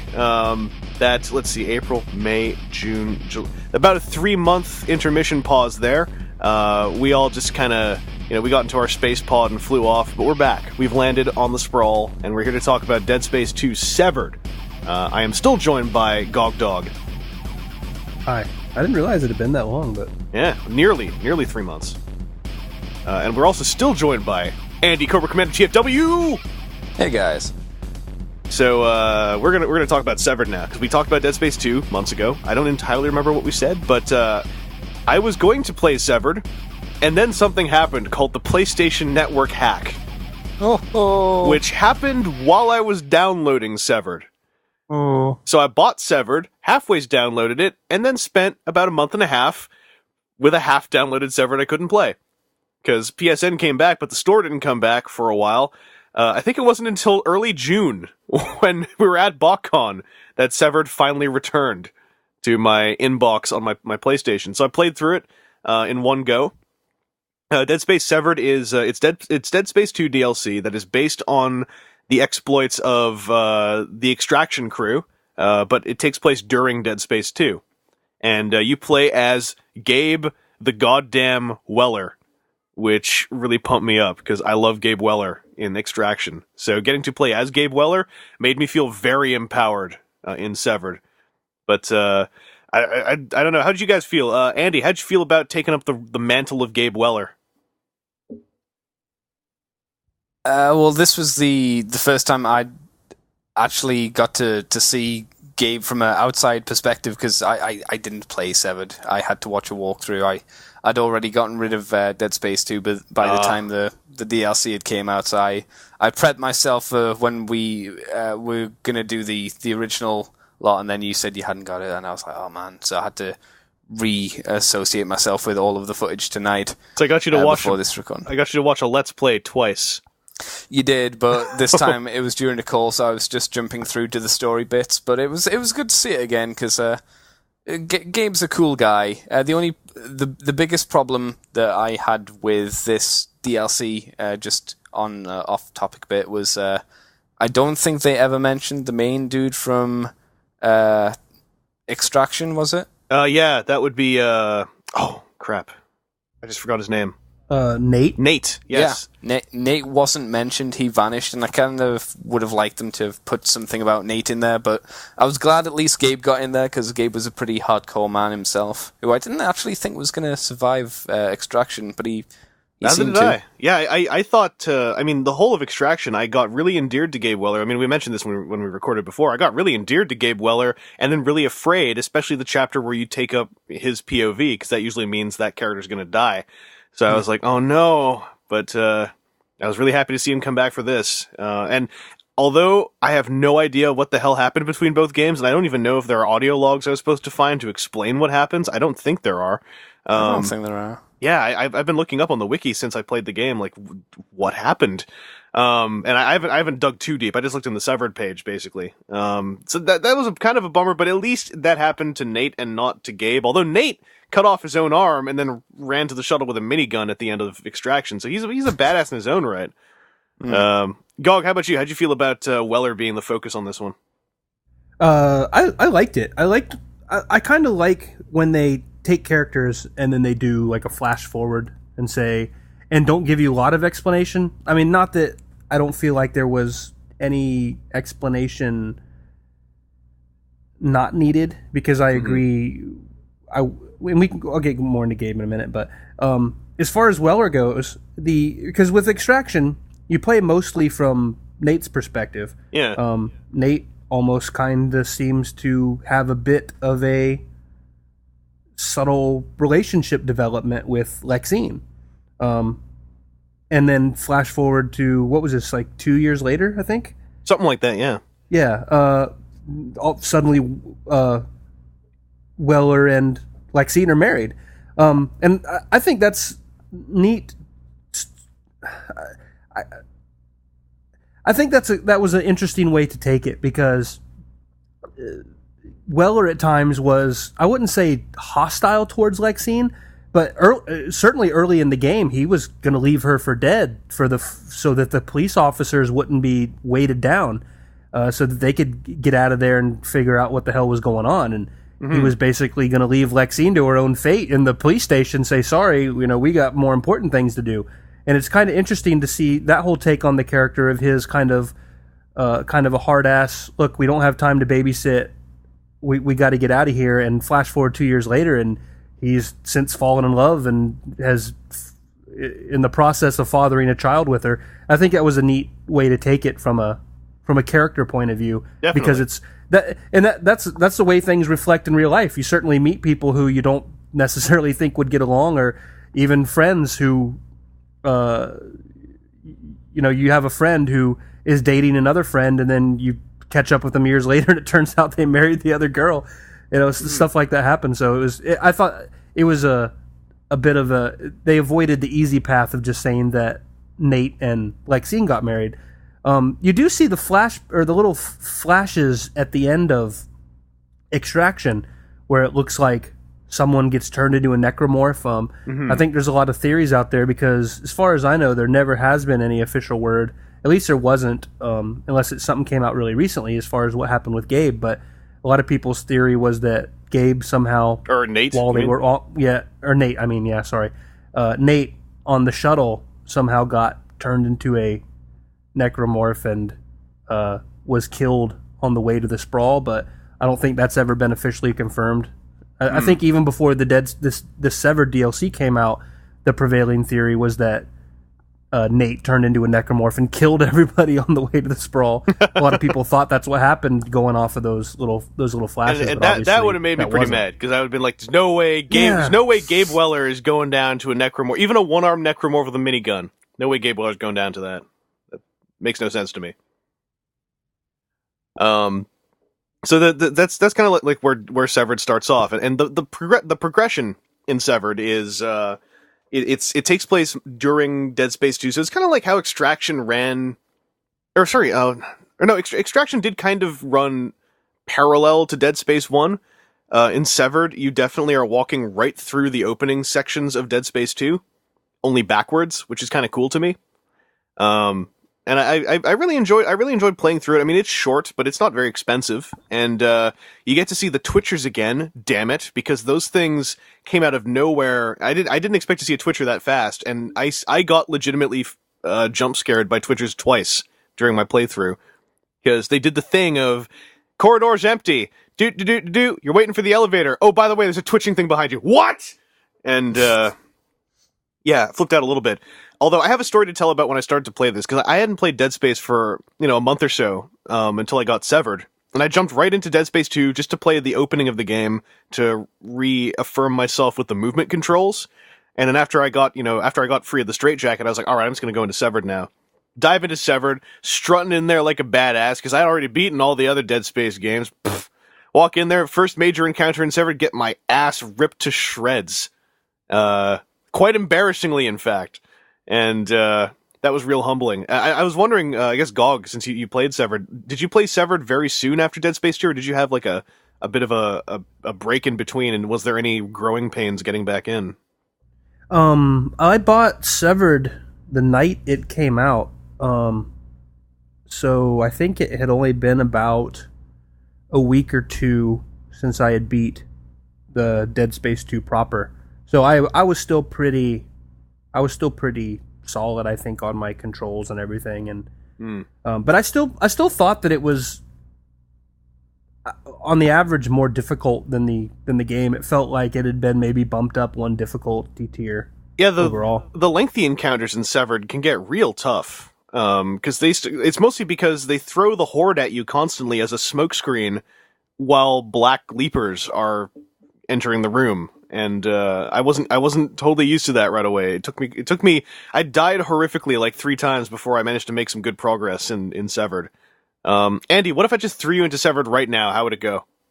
Well, I think I got used to the controls quite quickly because I'm quite good at picking up the color scheme. I mean control scheme, of course. I press the play button, it plays. I press the pause button, and the video pauses. It was a hard scheme to get over. There was a volume control, which confused me at first, and a make larger screen. But it was easy. I'm quite good at getting these controls down, so it worked okay. But certainly from the video, it seemed that, like you said, there was a lot more stuff coming at you, a lot more.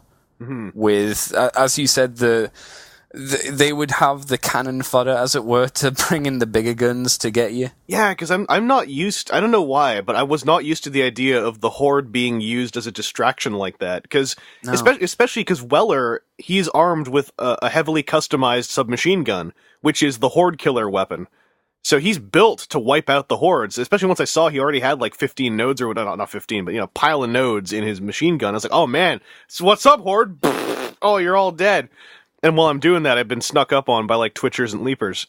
So, yeah, it's the perfect use for the horde as well, which I'm surprised they hadn't used sooner in Dead Space. Yeah. And there are moments where they introduce the horde, which I thought were great, like when, in Dead Space 2 at the beginning, when you're heading down those staircases through the hospital and the door closes on you when the guy's trying to help you through there. There's a sequence where in Severed where you're going backwards up through that hospital area and the horde is just pouring down those staircases. And it's fantastic, I thought. But at this point, I think I don't want to get too sequential here. I want to start passing the mic around. So, Gog, let's just bring up a thing about Severed. Let's prime time this. Well, I'd say, I think overall, unless you're really invested in the characters of is it Extraction? Yeah, Extraction. So many. It's like Extraction. Too many colon names. Plus all the name. Well, I get confused too because there's all the names of the little animated ones too. Yeah, and then also Gabe, Nate. It's 2 names with the same vowel sound. Yeah. But I think Severed overall got kind of negative impressions too because number one, it was short. Number 2, it really involved. You had to have some sort of attachment to the Extraction characters, and I did, and I think overall I enjoyed it. We can get into the ending later, but overall I enjoyed it. It felt good to pick up as Gabe. It was like, okay, he's made him and Lexine they've started a family and they've had a life on the sprawl, and it was good to get a glimpse as far as what happened with those characters. Yeah. But I as we had said before, I played Extraction. I really liked it. I felt like the characters from Extraction, actually, for the most part, I felt like I knew them and they had more character development than Isaac from 2 games. I would not disagree. In a lot of ways. So I did feel an attachment to those characters by the end of Extraction. So it was good to revisit those. I think a lot of people didn't feel that way because they didn't play Extraction because it was an LOL rail shooter. Or they just never picked it up, especially if you played it on the 360 and you never got Extraction for the Wii. Oh, yeah, you played it with the controller. It didn't come. Well, it didn't come. Well, the PS3 version was the one that came packaged with Extraction. Yeah. The 360 version didn't, so I can imagine that a lot of the 360 players maybe never even had an opportunity to meet any of those characters. So it was just, oh, I'm in some dude and I have no backstory for him, but he's got a wife apparently, and I'm going to save her. So I could totally understand how a lot of people would not have enjoyed Severed as much as someone who had been vested in Extraction. I can agree, and I feel bad for them because, like, even that opening of Severed where they're showing all the readouts of the security, and then you can hear Weller barking orders at them while they're all dying. I was like, that's Gabe goddamn Weller. I was getting really pumped up during that sequence. But yeah, I agree. It's a shame that even if you get Extraction on an Xbox, you're stuck playing with a controller, which is not a fun way to play a rail shooter. At least in my experience, I don't know. Like, Andy, what if you were handed a controller just thrown into Extraction? Would you just throw it down and leave?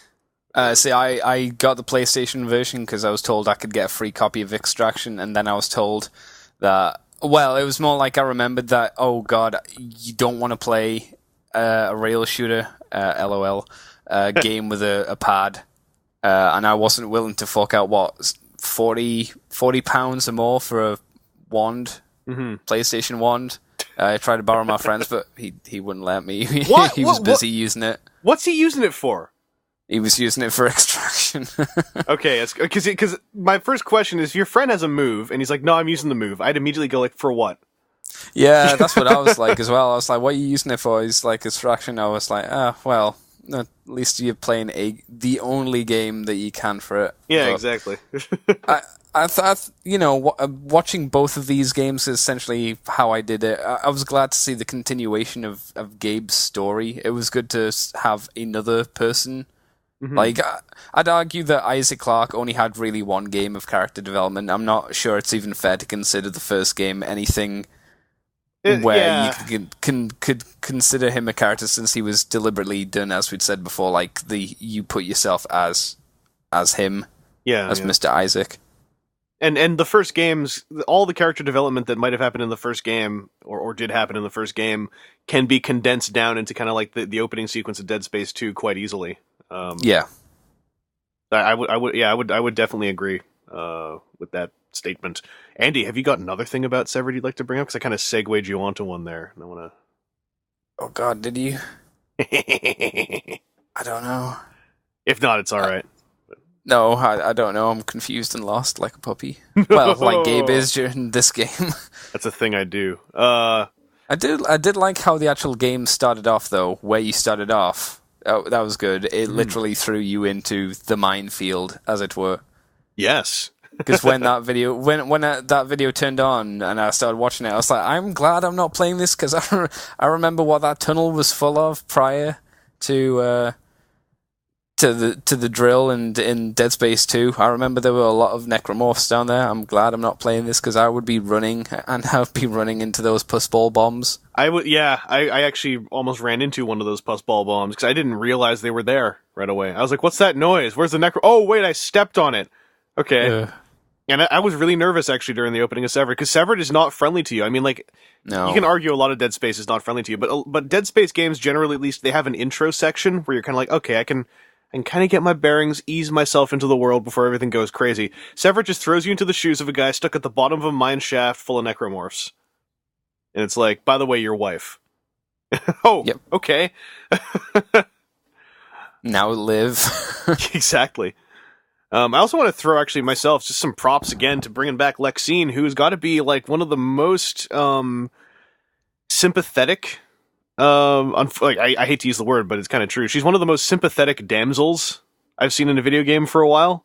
Like, in Extraction as well. Just, she's so good at, like, you really want to help her. Because she just does not sound like she's enjoying being there at all. And it's not done in I didn't find it was done in a real cheesy way. Like, perhaps it's a credit to her voice actor as well. But I've always felt Lexine is one of the best, like, sub-characters in a game I've seen in a while where, for a character whose function is kind of, you've got to save her, I find she's really good at being that character. And I don't mean that as a slight. I just mean, like, there's no point where I kind of go like, oh man, I don't even know why I'm saving Lexine, because she keeps dropping these canned lines and I want to throw something at her. She's just a great character, I think, that I really hope we get to see some expansion on, finally, come Dead Space 3 time. Oh, you better. It would be really bad if they go, well, you're not going to see until the DLC for it. Yeah, I know, because, I mean, I don't know, Lexine is someone who I think, at this point, really deserves more screen time. Not to say she hasn't already gotten a bunch, but I actually, as far as the Dead Space repertoire of characters go, Lexine and Gabe are both among my top tier. I like them quite a bit. I don't know about you guys. How do you guys feel about Lexine? Am I alone here? Are you guys like, no, I hate Lexine. She's far too Welsh. I think she got a different voice actor, didn't she? I want to. I want to say it's possible. I'm going to look it up right now. Yeah, and I guess it's been a while because I actually played this, like I said, back when it came out, and I wanted to replay it in time for this. I just didn't have a chance. But did Weller have the same voice actor? I guess I'm really sure so. Weller had. I'm really sure Weller. Had I think he did. I thought I remembered Lexine having a different. Lexine, I think, has the same one actually. Laura okay. Piper. Oh, okay. It just okay. But no, I mean, I liked Lexine in the first game. So I mean, we didn't really get a lot of her in this, but it's I kind of feel bad for her because she kind of can't catch a break. Yeah. It's we saw in the first game that basically Lexine has the ability to be completely immune to the effects of the marker. Yeah. And its mind numbing effects. She also has some sort of aura around her that also gives that same effect to those close to her. Which we already talked about on the last one of these, I believe. But it's good to see that the unitologists are still after her to some degree, but it's kind of creepy because they've apparently been directly involved in her life ever since she left. Yeah.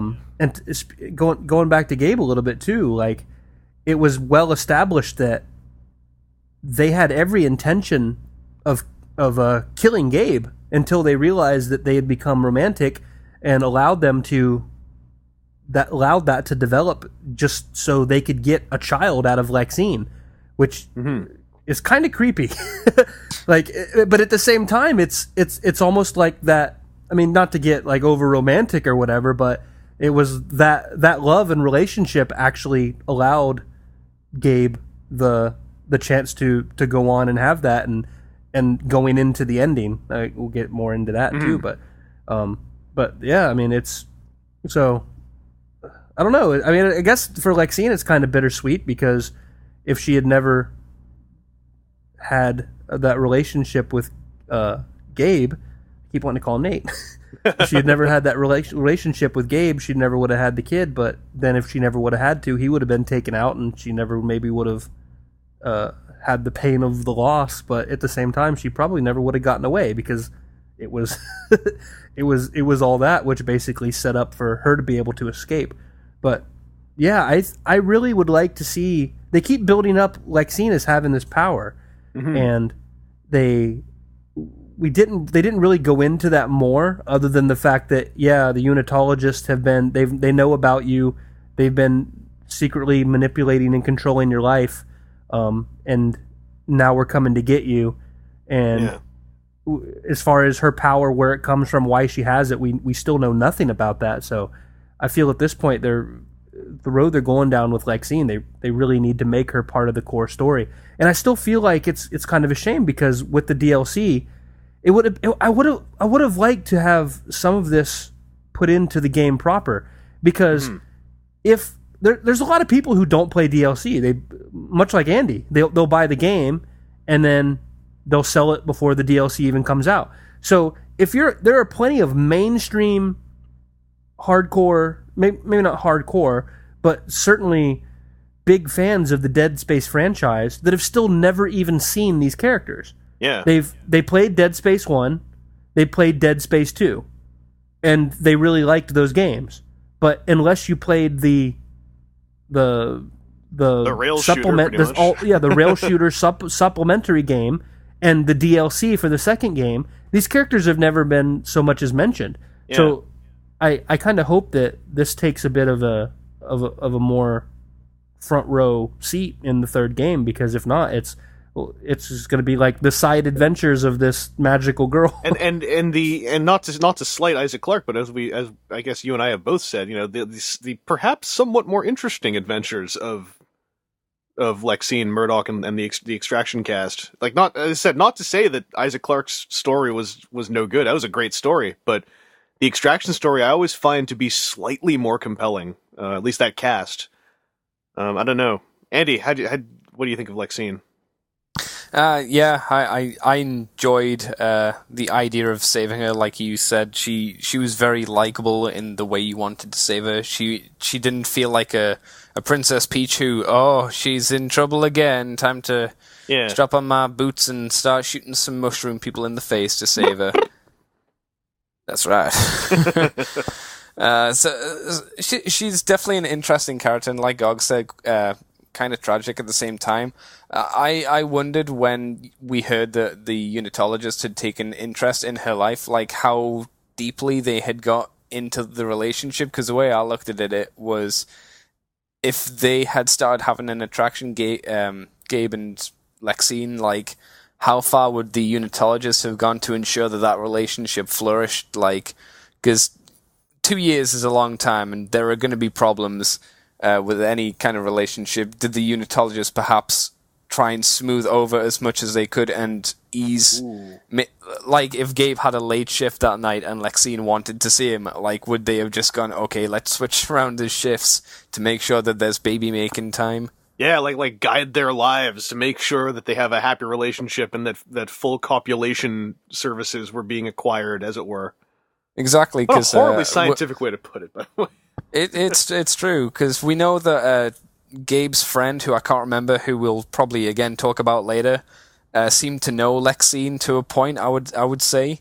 Yeah. Like, how involved was he in this as well? Because he was somewhat involved, but not to the extent of the Unitologists, I don't think. Because this as well cemented the fact that there are 3 factions at work. Actually, maybe 4. There's the Bystander, who's the Isaac Clarke and Lexine. There is the Unitologists. There is the military force, and then there is the alien presence. Yeah. That is shown most clearly right at the end, which again we'll talk about a bit later, I suppose. But no, Lexine, good girl. Let's hope at the very least, and I hope it's more than this. There is an audio diary or some mention of her in the actual game of Dead Space 3. Oh man, I hope she gets more than an audio diary. But at the very least, I don't want her to just be in the DLC. I want her to at least have extensive stuff in the universe. At least to get mentioned in the main games. Yes, if she's that important, she deserves to be mentioned in the main games. Hence why I say at the least, very, very least, we need that. I'm going to be bold. I'm going to say I hope that at some point you could play as her in Dead Space 3. Oh, that would be terrifying. Yeah, imagine you're... although I'd say, having gone through both of these experiences, I imagine even Lexine Murdoch might be slightly hard-ass by this point. Of like, all right... I don't know. You can only be so hard... I've hard-ass seen, against a horde. I know, but it's like she's seen two horrible disasters. She's lost 2 very close friends... after losing her entire family and her former lover. Like, she's set up to be a badass if they want to go that route. Although she is Lexine, you can only be so badass. I want to throw out there too, I went to Laura Piper's IMDb page, and the first image on there, she looks terrifyingly like Lexine. Yeah. Which I'm sure is intentional in the CG model for the sake of animation. But holy crap. What else can we talk about with Severed here? Because I don't want to dive right into the ending. I want to try to do at least one more thing, because there will be spoilers here, by the way, hardcore spoilers.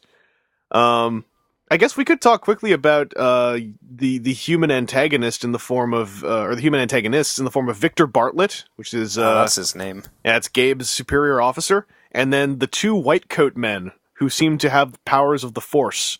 Although I thought that was just a TK unit myself. So Victor Bartlett kind of comes into this game almost just to serve the purpose of being a human antagonist. And I was sitting there and I was kind of like, I almost wish there could have been some other referenceable character from Dead Space to pull in as that character, but they tend to die in the same game they're introduced. So I could totally dig why they went this route. But Victor had a strange little story because, he's basically trying to kill you most of the time. And then by the end, he has a moment where he gets attacked by the white coat men, and then the bit that we'll save for after this. And then the white coat men are dudes who they are creepy. They are really creepy. They reminded me of the Blue Hands guys from Firefly. Yes, I was thinking that as well. With a little, like when that guy went to the floor, did you imagine his eyes and every orifice was bleeding? Yes, at that exactly. point? Yeah. Two by two hands of blue or whatever. It's Yeah. that was giving me that vibe pretty big time. But I don't know, Andy, how'd you feel about the human antagonists in this, like Victor Bartlett and the White Coats? You really didn't see them an awful lot. Like you said, it's mostly, at least from Victor's point, it's mostly a psychological, like, I'm gonna get your girlfriend and I'm gonna kill her. Yeah, And, it's kind of creepy. Yeah, and the creepiest bit was when Gabe was talking to Lexi and he said, "Thanks, you've basically led me to her." I was like, "Oh man, the worst thing that could have happened. I'm coming for you, Lexi." And obviously, Gabe slowly breaks down and he says, "If you touch her, I'll kill you." Explicit screams. I liked him. He was like you said, a bit generic, but I didn't mind it. And the White Coat Men were really interesting. Again, it makes you think, what do these unitologist people do? How much do they know? Why do they have psychic powers? How do they have psychic powers? Strangely enough, I still want to say that had to have been a TK unit just for the sake of the game universe. It made sense, but at the same time, they weren't wearing armor suits. So, no. I don't know.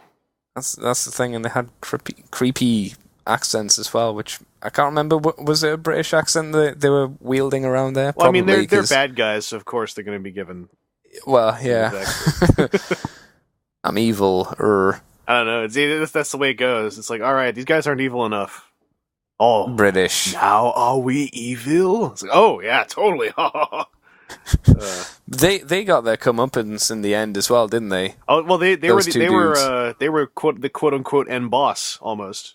Yeah, I thought so. They both get turned into necromorphs, and I want to say they were actually pretty badass necromorphs. Although I kind of just grenade spammed them to get the fight over with. Yeah, the guy in the video frees them and shot off their legs. So I was like, oh well. I think that the guy I was watching had played it before, because I didn't even realize like that was an end boss fight, or they were even the same guys. I was like, so what happened to those men? Oh, okay, they must have been the dead necromorphs now. Okie dokie. Yeah, when you come into the room, you basically see two guys getting, the what are they called? The impregnators. Yeah. Those things are crawling all over two corpses that have white coats on, pretty much. Yeah. And so you're like, oh. And then those guys turn into like super necromorphs. I guess this is kind of shooting my theory out of the sky, because if they are super necromorphs, it would make sense that they are also somehow empowered human beings, because then that would translate over to their necromorphosity. Yeah, well, I had never even considered the fact that they could have used TK, just because you never see anybody else in the game really use it, except for maybe like once in Extraction, I think. Yeah. But for the most part, it's only Isaac. So when I guess. But I was just reading the wiki because I was curious. I was like, oh yeah, I never thought about the TK unit, but the wiki references a piece of fiction called Dead Space Salvage. Mm-hmm. It says apparently it was a comic, and just reading a bit from the comic, it says. After learning everything they can from her, one of the oracles expresses their gratitude for Copeland's aid. Copeland asks her for a reward, and the oracle responds by merely holding her hand. A ring on the oracle's hand glows with blue light, and moments later, Copeland falls to the ground dead, bleeding from her nose. This is the first indication that the oracles possess psychic powers of some kind, or that their rings possess the capability to kill someone in such a way. And apparently, the two unitologists at the end of Severed are dressed in the same way that the oracles were, which it's very much implied that they are either the same or of the same group.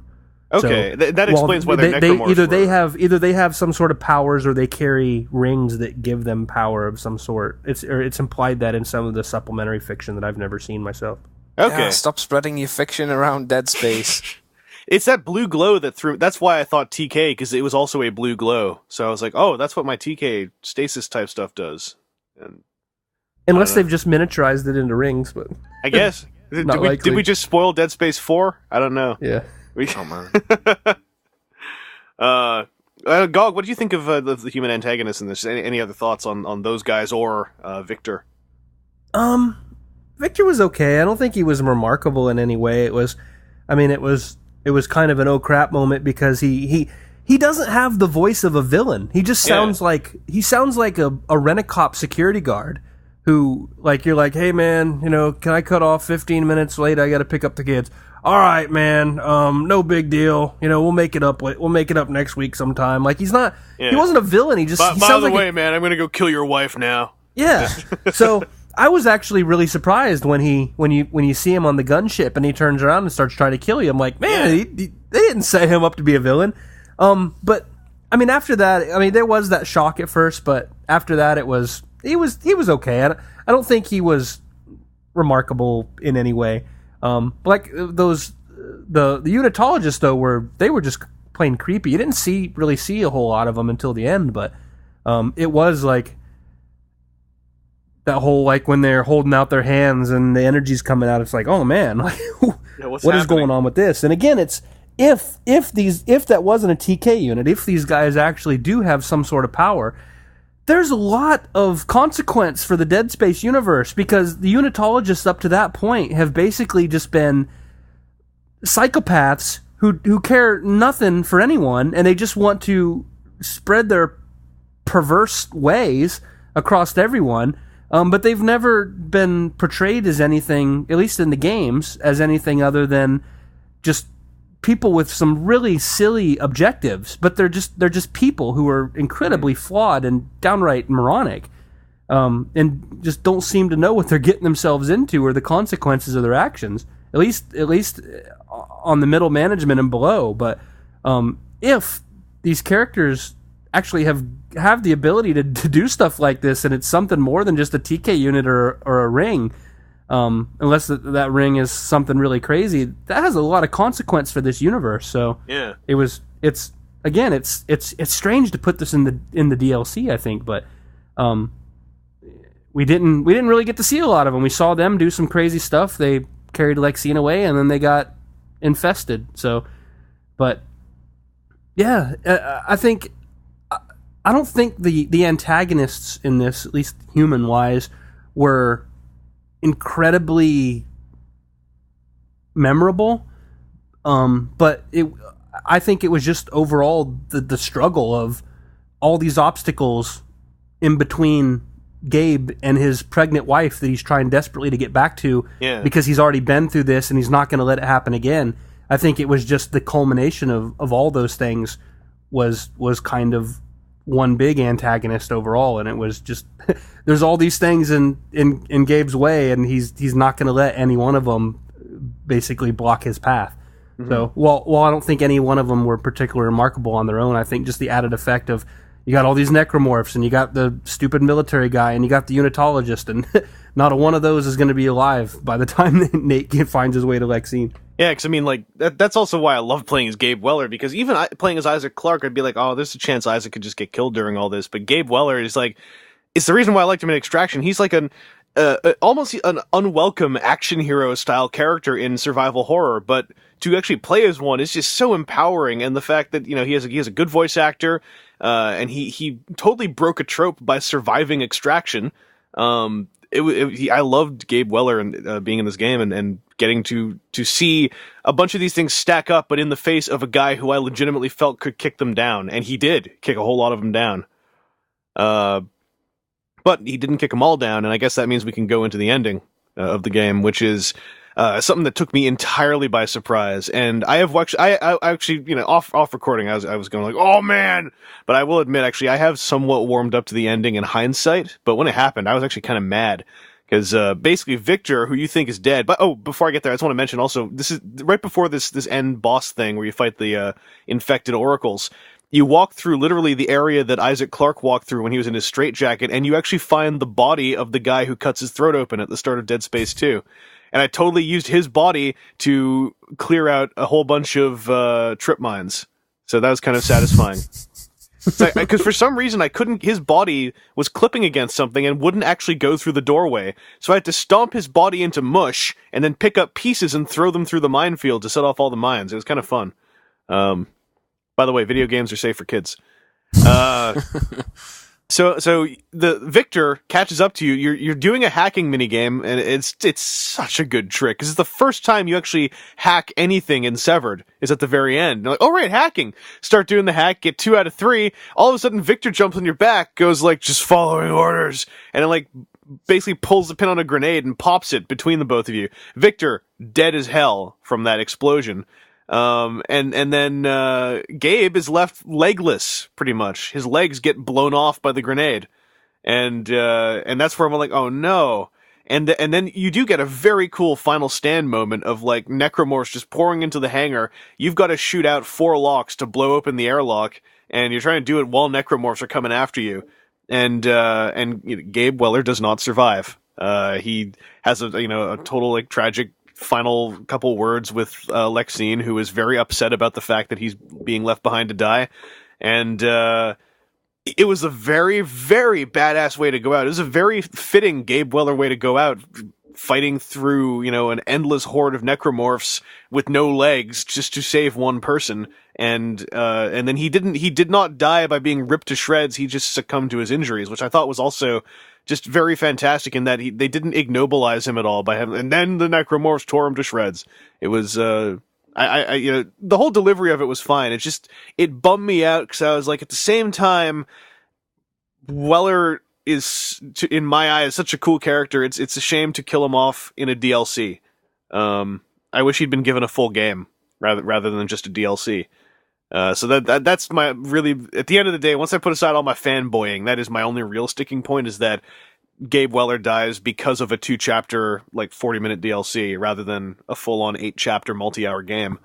But it was a very cool way to go out, and his body was collected by the unitologists afterwards for study, which is creepy. Maybe we'll get to, maybe my dreams will come true. Cyborg Gabe Weller, back from the dead. RoboCop Weller. That would be so cool.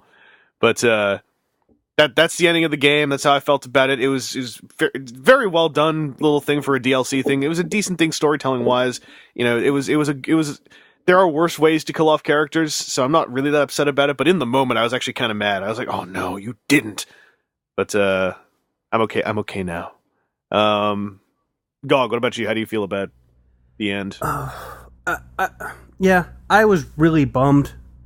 It was hilarious because when that grenade blows your leg off the first time, like my thought is like, oh man, he's gonna fight and get a prosthetic leg. My mind would not wander down the path of Gabe was dying and was not going to survive the next 45 seconds. But once it sunk in, I was really kind of sad.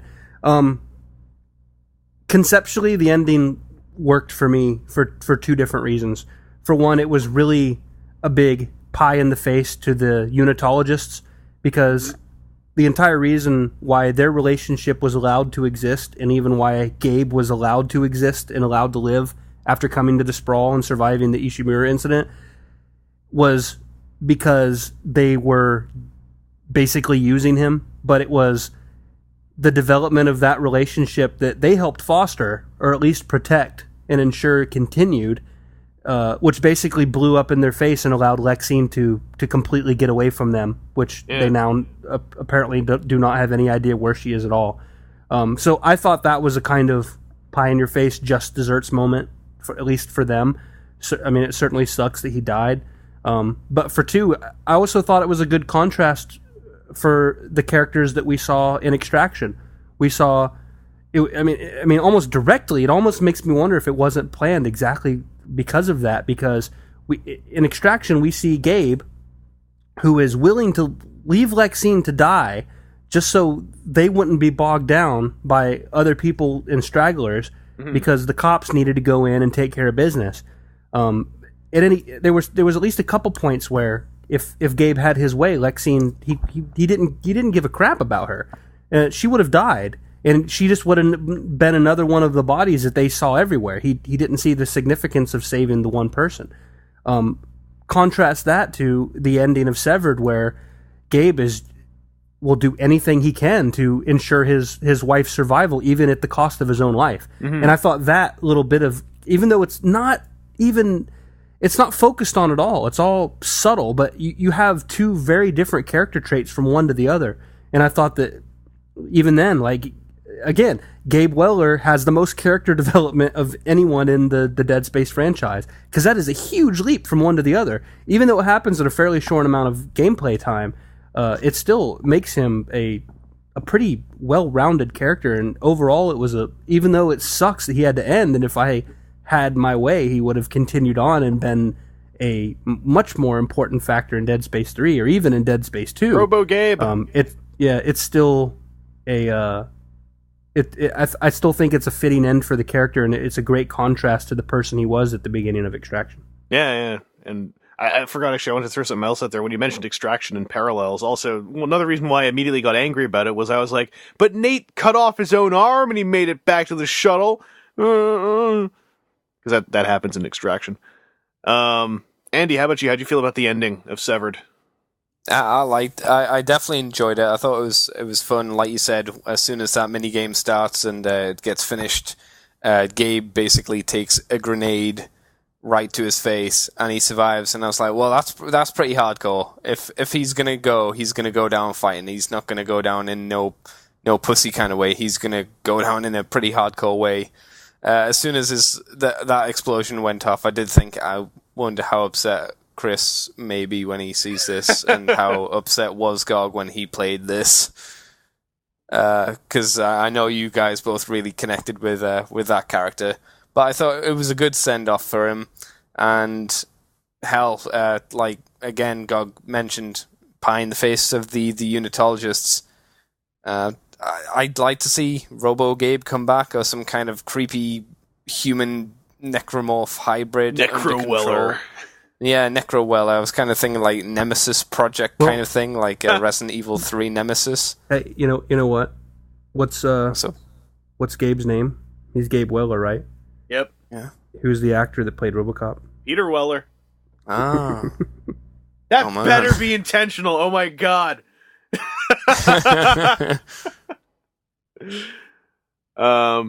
Yeah, I hope we can get... You know what I want, at least? Give me a Gabe Weller action figure. There's like 3 Isaac Clarkes.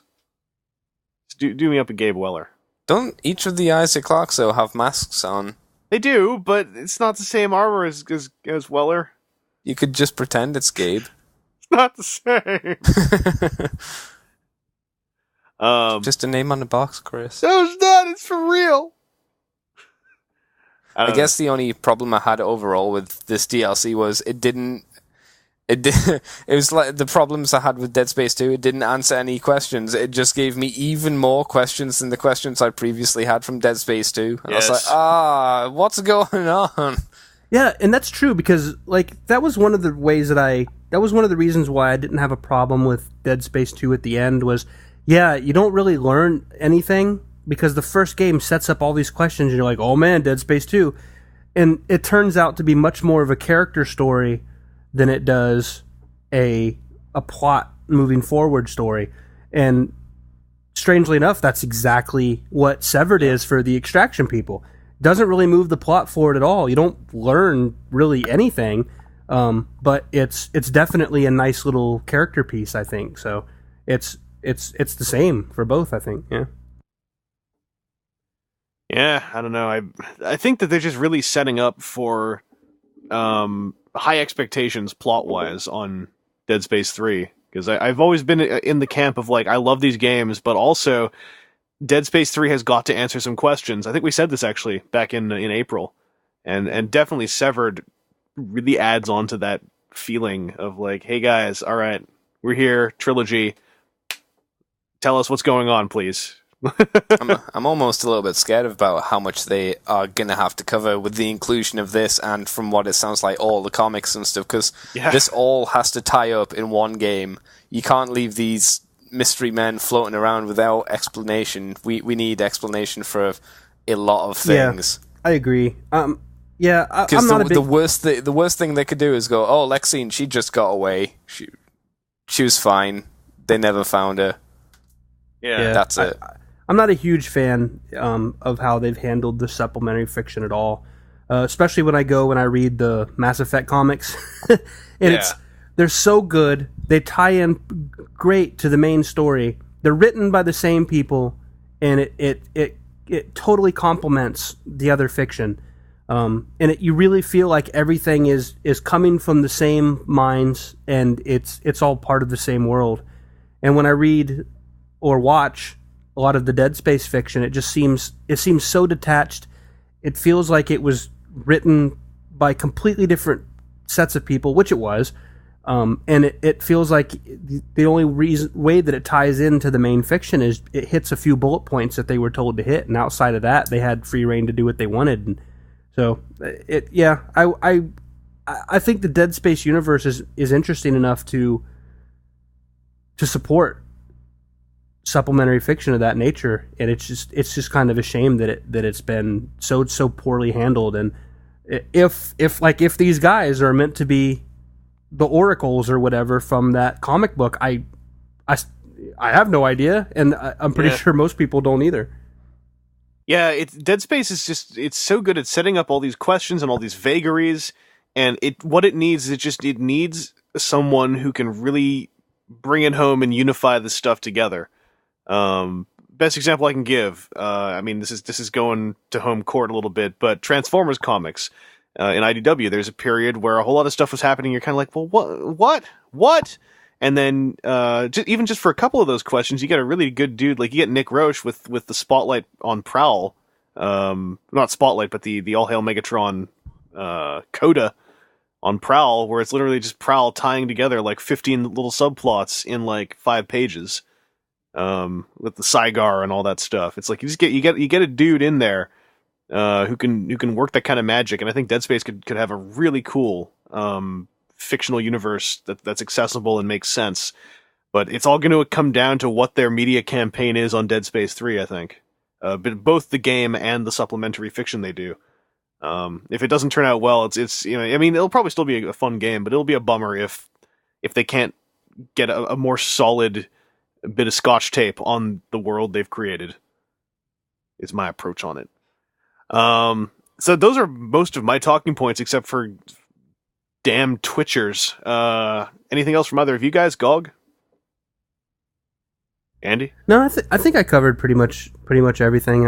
I at this point, I really want to see what happens to Lexine. I hope that she plays a stronger role in the mainline games from here on out. Much how we felt about Dead Space 2 and how I felt about Severed. I think that it was great to have these kind of midway character pieces for the characters, but going forward, I think we need answers, and it's cool to keep giving these unexplained oh crap moments, and that's great, but it's all gonna make it or break it depending on where they take that from here on out, as far as if they could use everything, both from Dead Space 2 and from Severed, to set up some really awesome moments, and I hope they take the time and effort to put that in, because at this point I'm kind of fearful that they don't have an overall goal, that they kind of made the game and wasn't sure where they wanted to take it. Yeah. So instead they concentrated on other things, and I really hope that that's not the case. And even if it is, they can definitely pull it out and use what they have as a foundation and get some really good writing going on. But I really hope that they concentrate on that stuff going forward, and because I don't want Gabe's death to be for nothing. Yeah. I want in hindsight, when we see what happens with Lexine, that it makes Gabe seem to be even more of a hero, and you can actually rejoice the fact that he made that sacrifice for a reason and not something that's just forgot about, and it's like, yep, Gabe died and never really heard anything else about it. Yeah, I'm hoping for that. And I really hope it's not a case of like Gabe saved Lexine only for Lexine to become the Necromorph Queen. That'd be so stupid. Like if they try to pull a Kerrigan with Lexine, I'd be like, guys, no, that's not cool. But Andy, how about you? Anything else you want to bring up, or any final thoughts? Please, if you do another DVD movie, don't make it lame. I thought you were gonna leave it at "Don't make it." Well, there was that. If you're gonna make it, at least try and put some good things behind it, I guess. Mm-hmm. I don't know. Enjoyable, but like everybody said, interested to see what they're going to do with the third game. And I don't think even with the trailers and stuff, we're going to get much answers to that. It will be what we've seen before with the trailers for Dead Space. It'll just be, oh, look at the atmosphere, we've captured it again. It's like, yep, you have. But is it going to all tie up, or is it going to be another, hey, end on more questions, come back for the DLC? Yeah. I really make more questions. I really hope they don't do that, because if they just do a bunch more vagaries, it will feel like it'll feel like Lost. From what I heard, Lost got like we don't actually really know what we're trying to do here, so we're just gonna throw more questions out, and because eventually, the mystery thing will grow old. Like I think that actually Severed really kind of put a final nail in the coffin of how many times they can drop these kind of things, because you had 2 guys in white coats show up with psychic powers. Now you got to start answering questions. Like this, I don't think you need to even answer everything. No, you can leave not. with some questions, but you need to at least answer the questions that you've set up. You can't add more without taking some away. Like you've got to either say who the white coats are, or you've got to say what the unitologists really are, or you've got to say what the markers really. You got to answer one of those, tie it into the rest, like synergize your various question plot points around at least one answer. Yeah, like I agree. I don't even want them. If they answer everything, that's great. They don't have to answer everything. Just something. Give us something that we can do. Something you can add to a wiki. Anyway, I think that's all we've got for Severed. So that is Dead Space 2. A very strange Vaudiosonic spread over a couple months. Coming up next on Vaudiosonic, actually, we're recording this in July. Next 2 Vaudiosonics are going to be recordings they made in early June at BotCon. Coming up is Toyetic Videodrome with myself and a YouTube gentleman named Piaw. And then after that will be Robovention XLR, which Gog knows all about.